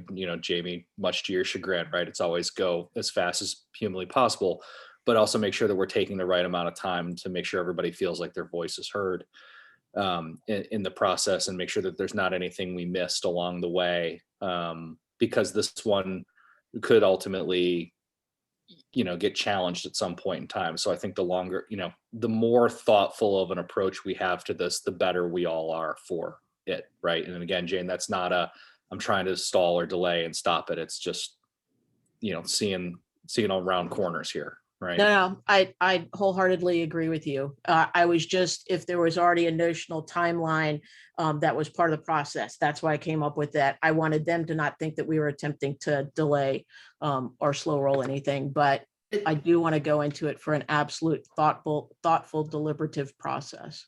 And Commissioner Campbell, to that point on the resolution, just to make sure we're all clear on the direction of what you want to see back, is this a resolution that talks about the need for other organizations to put in place protections and make sure that, our HR policy is already in a good spot, but similar to the county, where the county basically said towns go do an ordinance, or you know what I mean? Or is it more, here's our protected classes are that we feel Housing Equity Board, here's what we think you should consider. Like, I just need some clarification around For me, that. I think I don't think that we have the same level that the county did, that we don't need to be directive in that nature to any entities that might, it would really only be, I'm assuming, business and otherwise. But I think my bottom line is I would like us to make sure that we have a resolution that says that we affirm and support the dignity and equality of all persons in our community. And work that basis. And then if we get the input from staff and others to have, a whereas section that does include the proposed protected classes, I'm fine with that. But I don't think it is unlike the Mecklenburg County resolution, which was more prescriptive for local municipalities and entities. It's more about us, like I said, affirming the dignity and equality of our neighbors. Okay, does everybody else agree with? I just want to make sure we're all on the same page. Yeah, I mean, I'd prefer the I broader. think it would be helpful to have a public hearing or two where people can thoughtfully share support, objection, and not be limited to a curt email. Jim, is that for the resolution or for the ordinance? Well, I don't have a strong feeling. I think we ought to move forward with a resolution and let that be the predicate for community response. Okay, I wanted to clarify that. The Affordable Housing and Equity Committee has done a really good job. They put themselves into it just right out of the blocks, as they say, and they deserve a big thanks. But it's also ultimately to be an ordinance of the Board of Commissioners. And I think we should take what we have learned from the Equity Board, follow Jane's idea of a couple of weeks to come up with a resolution. And then I would say there should be a public process after that as we move forward with whatever the ultimate decision is. Can I ask a clarifying question to that, Commissioner Fuller? Happy to go in that direction, but the Housing and Equity Board has not actually made a full recommendation to you all. This public input was to be before that recommendation. They wanted to hear what people said. So if you would like them to continue on their path, that's great. If you would like to stop them, I just don't want them to, I don't want to end up a place where we're on parallel paths. That's all I'm trying to avoid. Well, I think, Karen, to that end, I kind of agree with Autumn. I think lesson learned with the Speak Up survey. I think reading the comments, I really, until the last couple of days, I haven't paid attention to the comments. And I mean, really, it just kind of blew me away. And most, I won't say most, but a lot of these comments are from outside sources on both sides of this thing. And if we're going to do something that's going to end up being this politically charged and we want our citizens to weigh in, then we got to target our citizens with a survey that goes to our citizens. And anybody outside the realm of Davidson doesn't count. Period. Yeah, And that's why I think to Jim's point, it's public input, and then Jane to that. And I'd start with the broader statement versus the whereases. So, and allow time for the Affordable Housing and Equity Board to help develop the whereases versus lead with it. So I would prefer the more broader brushstroke comment about where we are and who we are and what we support and what's important, and then not start getting into the details until later on. And I think that Karen, I think it's public input sessions where it's Zoom video calls where people, almost like the public input sessions, the public hearings that we have on planning, right? And you do 3 or 4 of those, and you try and do it at different times and places to make sure that you're getting the right amount of people and feedback. And then you take that information to the Affordable Housing and Equity Board, and then, right, so it's kind of, Jim, tell me if you feel differently. I'm trying to synthesize what you're saying and add some specific details to it.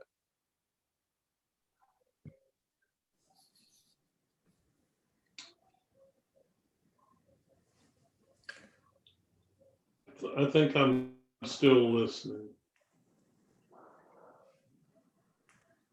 So one of the things, just for an additional clarification point from all, those comments exist. How we have received them in the past has been that they weren't public, but that we saw them and kept them. So potentially in a realm of transparency, that we make sure that they're not just like poof, gone, deleted, but that record, that file is available. But you would have to proactively request it. It would be made available to the Affordable Housing and Equity Committee. But it's just not something that, is just out there in the way that it is right now. And but I think that we can do what was said here. And I would hope that if the meeting was like some of the input sessions, be it for planning, I'm even thinking of the asbestos public meetings that were held. I mean, there were some of those with, or even the HOC had, I think, 128 participants at one time. People's comments, when you can see who you are, or at least hear who you are, and you have a name associated, I think they're far more responsible and thoughtful. You're still going to have folks for and against, but I think far less emboldened to use some of the language that was used in this anonymous mechanism. I agree, Jane. I don't think anonymity for me is hiding behind a keyboard, and I don't like it ever. So, if you're going to make a comment on a public forum, make your comment. Let me try. Yeah, I'm sorry, Mayor. No, go ahead. It sounds like we're in agreement on the speak up issue, and then in terms of, and on the potential resolution that we'll work together on that. In terms of the actual ordinance, I think there are issues around, what are protected classes and what's appropriate there, as well as enforcement mechanisms and how other communities are handling the enforcement piece. I think it's important to really drill down on that. Yeah, got it. So I think what I think it would be a great idea to, go ahead. No, go ahead, Commissioner Fuller. I think it would be very, very helpful to send an emissary or two, at least by telephone, to Carrboro and Durham and find out what their experience has been, how their ordinances have been received. And basically, do they have any suggestions they can share with us? I don't mind saying I support the idea, but that doesn't mean I don't have questions about the rough draft of the ordinance. And so I think it would be helpful if our board tries to come up with a resolution, sends it to the equity board for a fairly quick review, not a couple of months.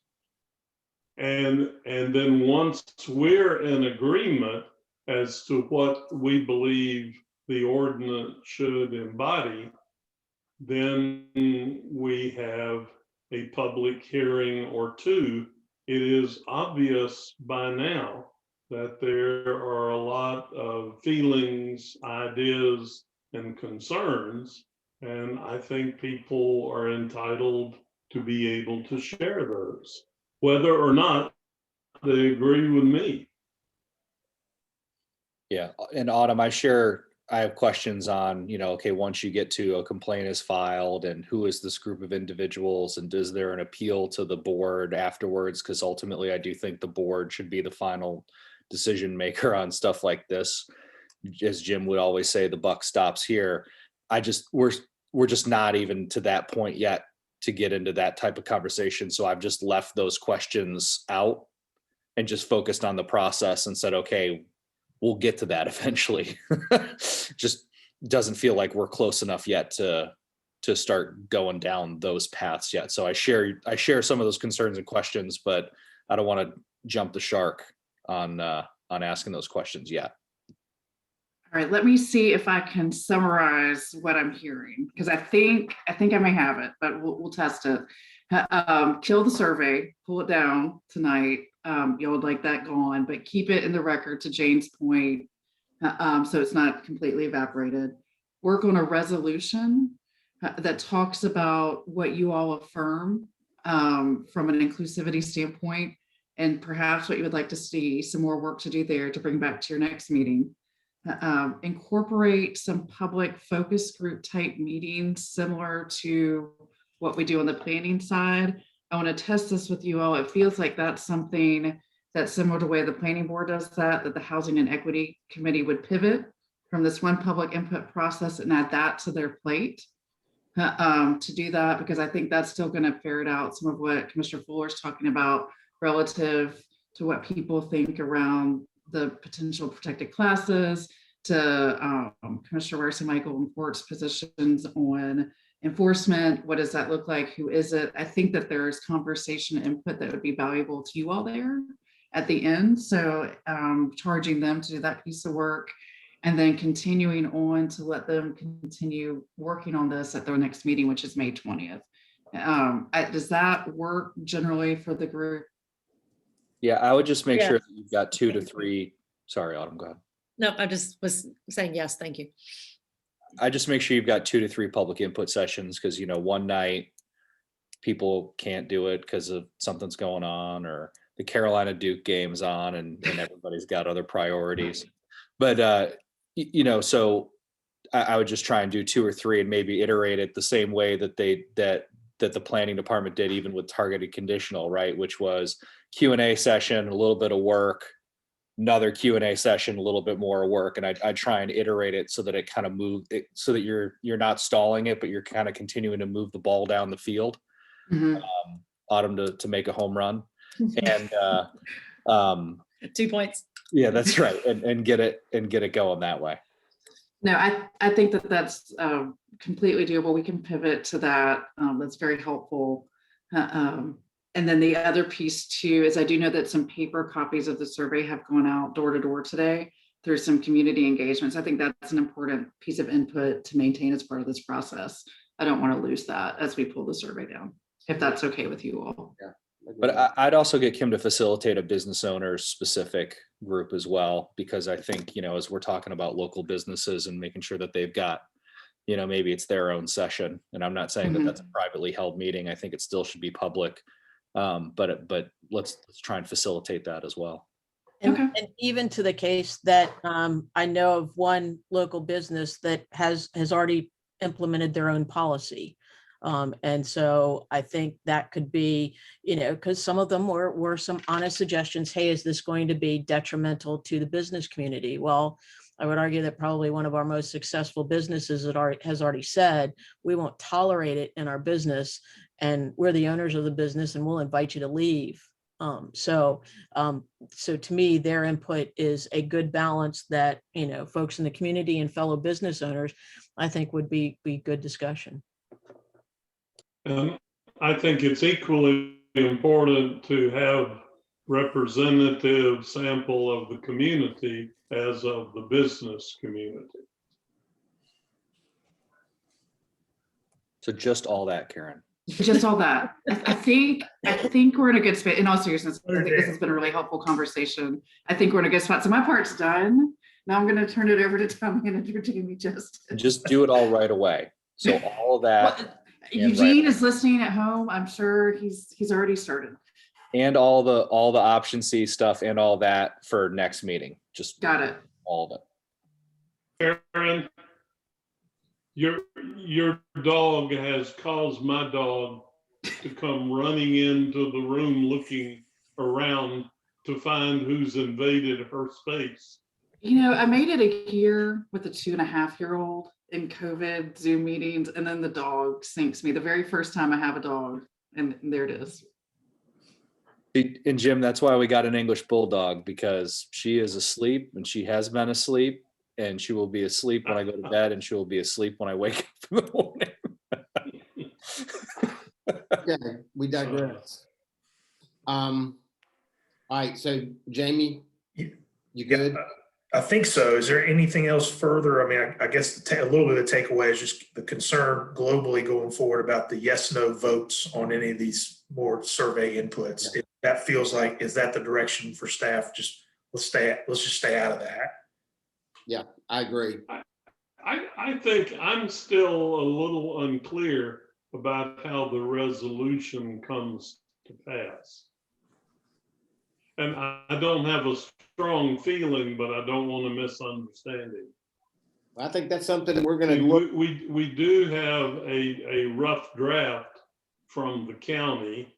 I know that some of us have looked at it and have thoughts of things that should be added or taken away. But it seems to me that it would be helpful to have at least a loose process for what's going to happen in the next couple of weeks before we end up considering a formal resolution. Well, I kind of thought that was the direction we were going to go, that Eugene and his group were going to start working towards the fundamental building blocks to this resolution, and give us an opportunity at our next work session to start vetting where it goes. And am I correct, or did I miss that? No, I kind of got that what we were trying to do is, as a board, just frame the outlines for it, and actually to help them prior to theirs. So our next board meeting occurs before their next board meeting, our work session. Okay. So that if we put the framework to a resolution that says this, and like I said, I want to me, it's about landing on the dignity and equality of all persons. And so it may not be too much more complex than that. But then we provide that framework to the community, and then the Affordable Housing and Equity Board has that for their next meeting, when they're going to then get all this information about, hey, we would really like you to have all these additional public input opportunities via a different mechanism than the online Speak Up portal.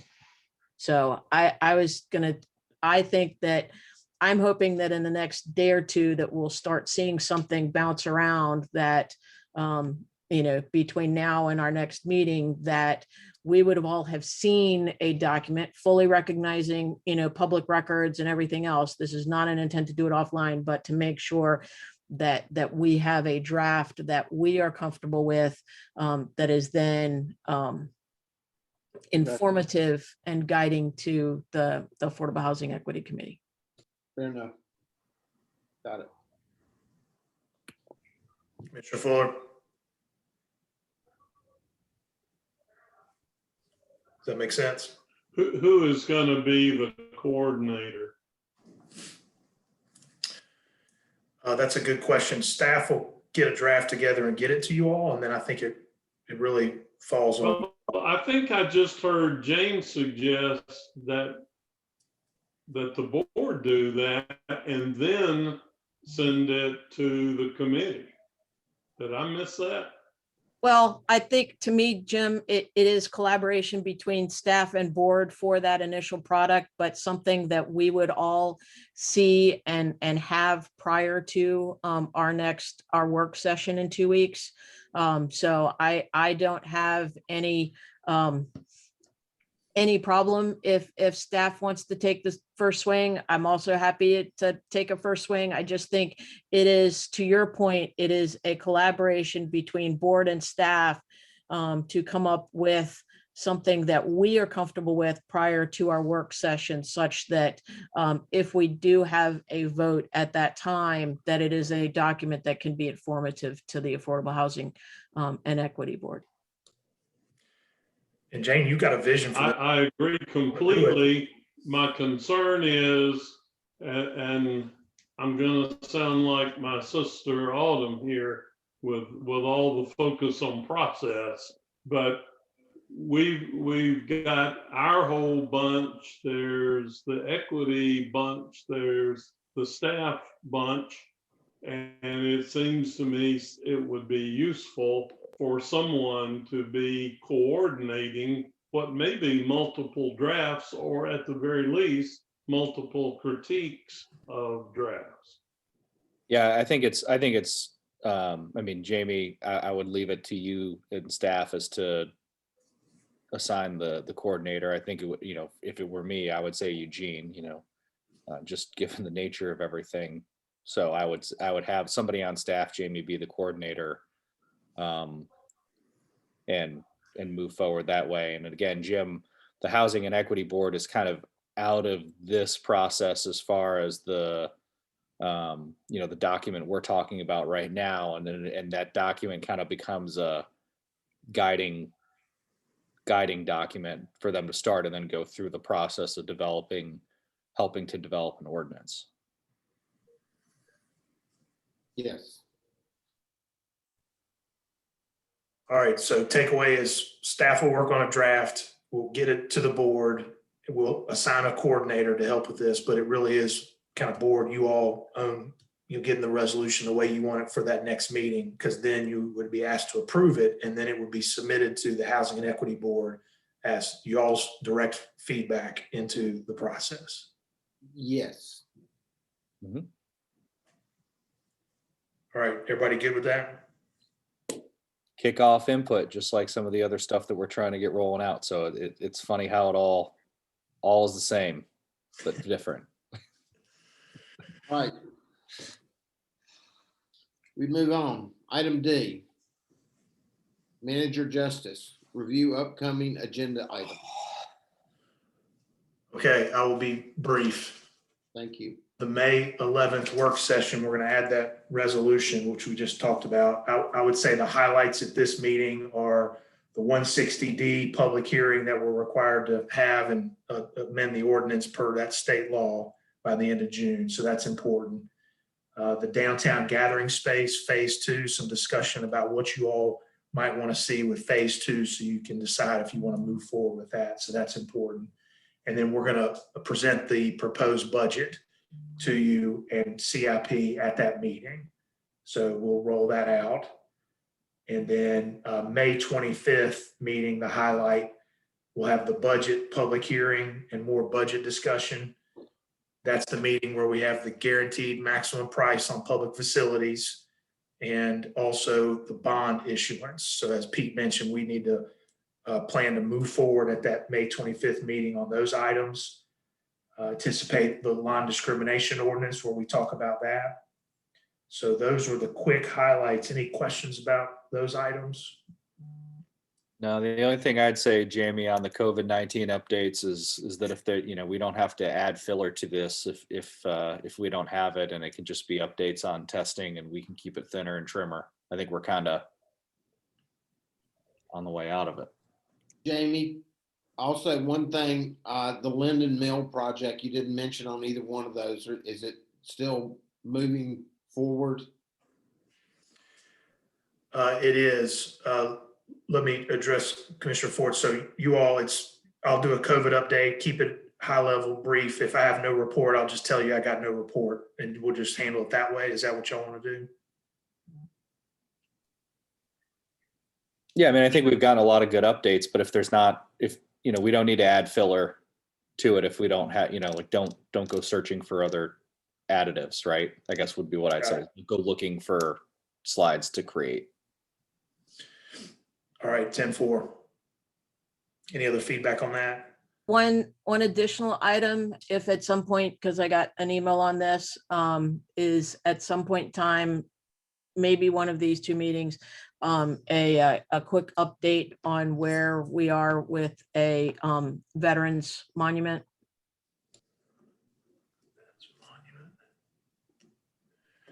I was reminded that at some point in time, we had put out a timeline where we would actually have a timeline that was going to kick off last Veterans Day for fundraising, et cetera. And I completely understand that COVID has been a driving factor in mixing all this up. But in light of what we have just said about COVID waning, I'd like to at least bring that back so that we can have an update. It's a good one, Jane. Be happy to. It's not much progress, but I'll check in with staff and let you know. Okay. And then Mayor, the Linden Mill, yes, I have listed here. It's been brought to our attention that the property lines are not squared around the Linden Mill property and the surrounding town-owned property and town roadways. So in an effort to straighten those out, we're trying to figure out how to make that happen, but it likely would be something where the property owner would dedicate that property and the town would accept those those discrepancies so that it's squared up and the town owns the public right of way and the town parkland, and the developer moves forward with just what it wants to move forward with the redevelopment. So that's what that looks like and what we're showing potentially coming to you in May. Gotcha. Okay. All right. Any other feedback? All right. Thank you, Jamie. Okay. Now, for those that are still watching, I'm showing at least 9 people that are not on the screen currently. Some are staff, some are not. We are getting ready to move to closed session. I'm going to have a motion to move us to closed session. We may, after our closed session, be coming back to open session for an action item, but we may not be coming back for an action item. Either way, we will close the closed session and come back to open session to adjourn our meeting. So I know if that sounds confusing, welcome to the club. So Rusty, you're saying there's definitely a chance that we might have an action item after the closed session. There's definitely a chance we might have an action item, but there's definitely a chance we might not. So either way, we're coming back to open session. At this point, though, I need a motion to move to closed session per the guidelines and as the way it's written there. Anybody? I closed my thing out. I was Jane's usually. I make a motion that we move to closed session per North Carolina General Statute 143-318.11A3. Consult with attorney-client privilege. Okay, motion's been made. I will do a roll call at this time. Commissioner Sitton.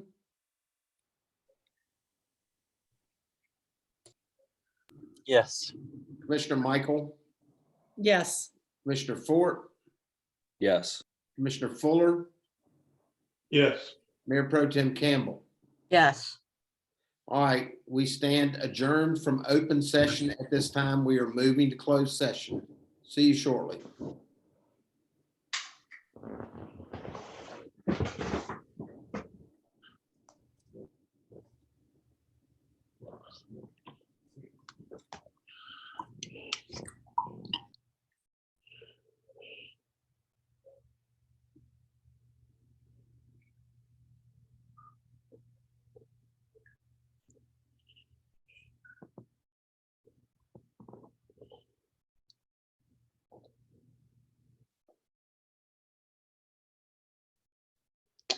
Gene? Have you just a minute, please? Hey, Betsy. Hi, welcome back. How's it going? Oh, good. You know, I just ate dinner real quick. That's so I'll be honest with you. I do that. I'll go off camera sometimes because Elizabeth will bring in dinner and I think it'd be disgusting for somebody to watch me inhale my food really quickly while somebody else is talking. So I'll just kind of go off video to eat my dinner. I hope we get other commissioners than just you, so we don't have quorum. They're coming. You told them they had to come back, right, Mayor? I did. We made sure to tell them to use the same link too. Okay, good. We got two. Come on, number 3. There's number 3. I see Commissioner Sitton. There's Commissioner Campbell. We're waiting on Commissioner Fuller.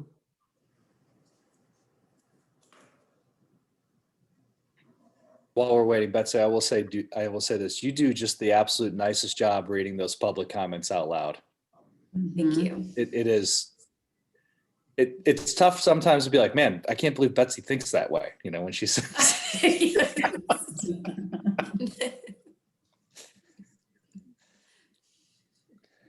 Okay, we are back in open session. I have all commissioners present.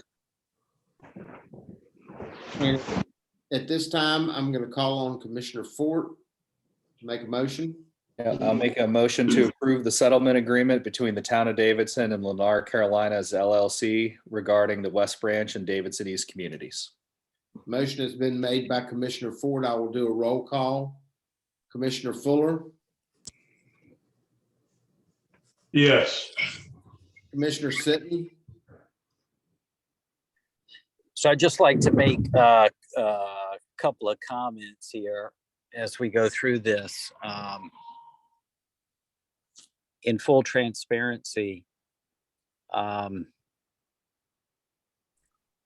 somebody, repeat the motion?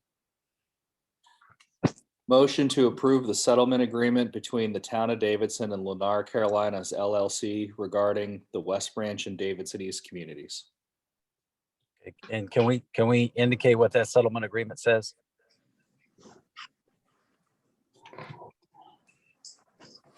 I'm going to call on the town attorney.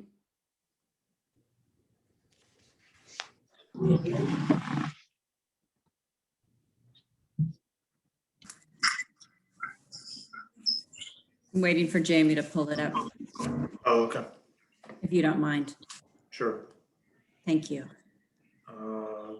Stand by, give me a second.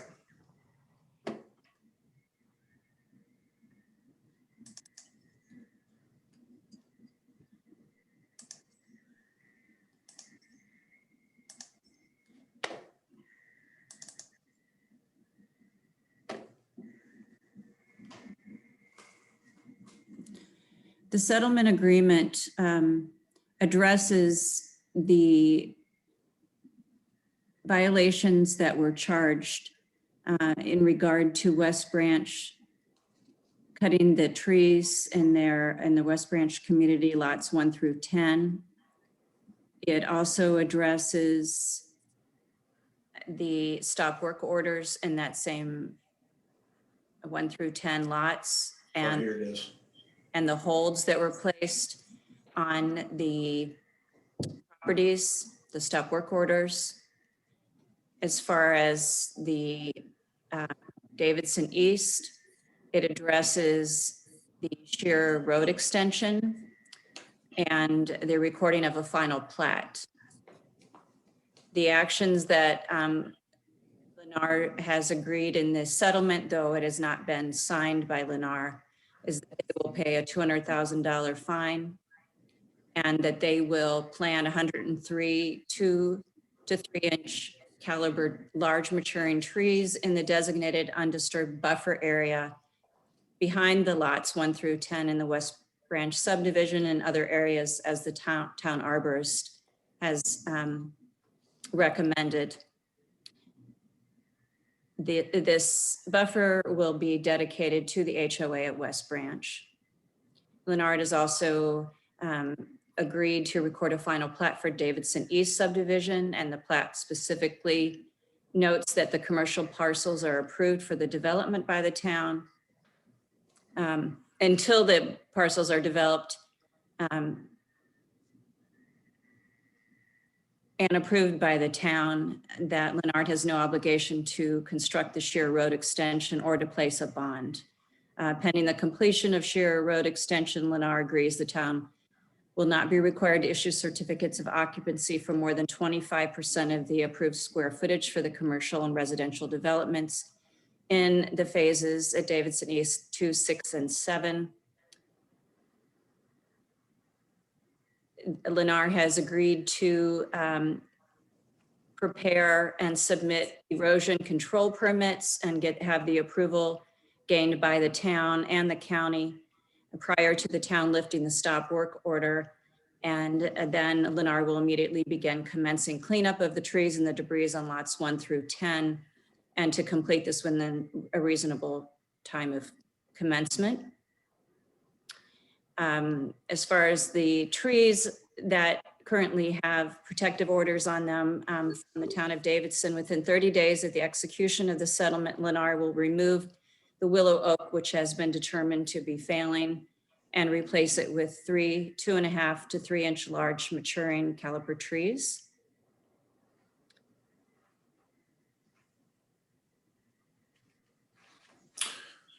That's just a. I don't know if you want more additional information, but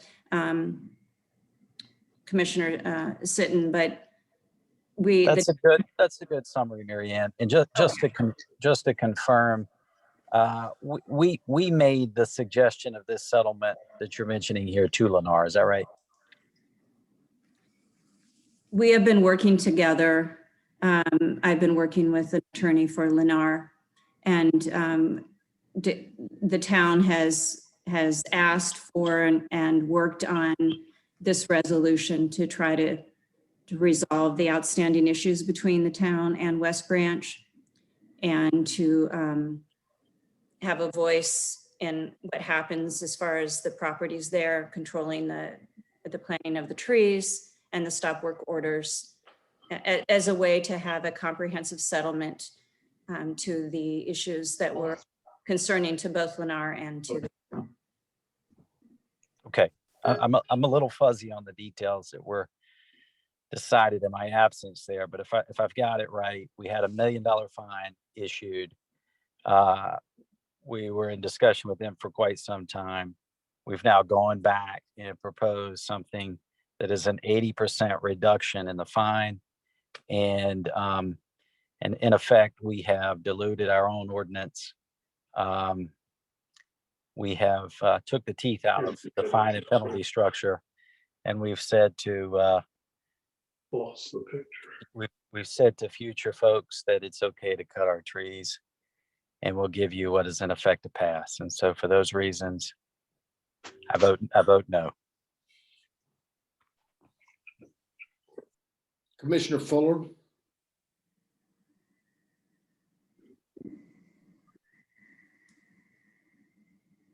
I think he already voted.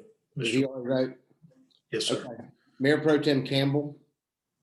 Yes, and I would just like to reject that characterization that was just alluded to. So this board called a special closed session several weeks ago. That was a 2-hour closed session that was made by public notice. We went through, all of these details for more than 2 hours.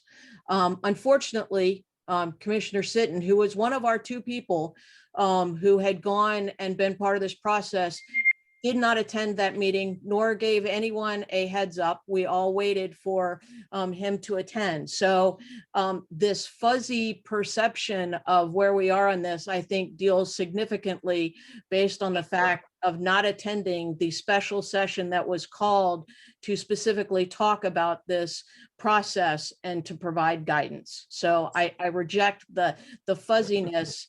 It is a very complicated matter, and I, for one, would have welcomed your input as one of the two commissioners that we asked to be part of this process.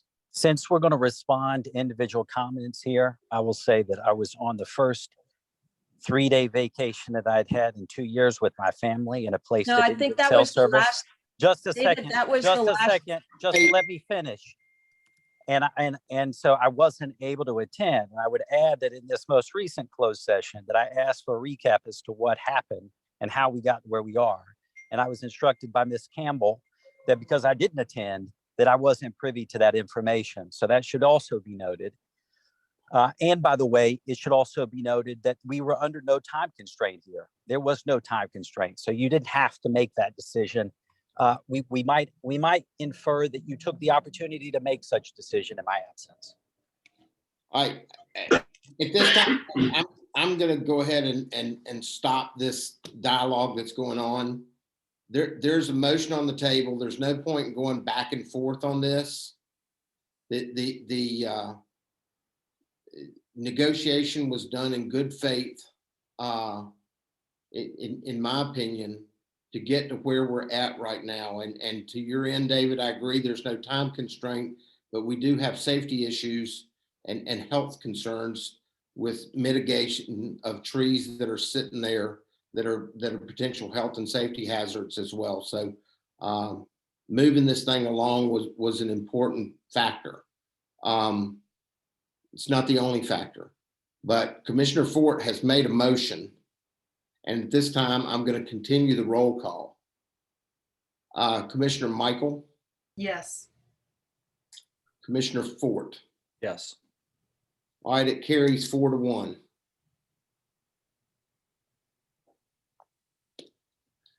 Motion to adjourn.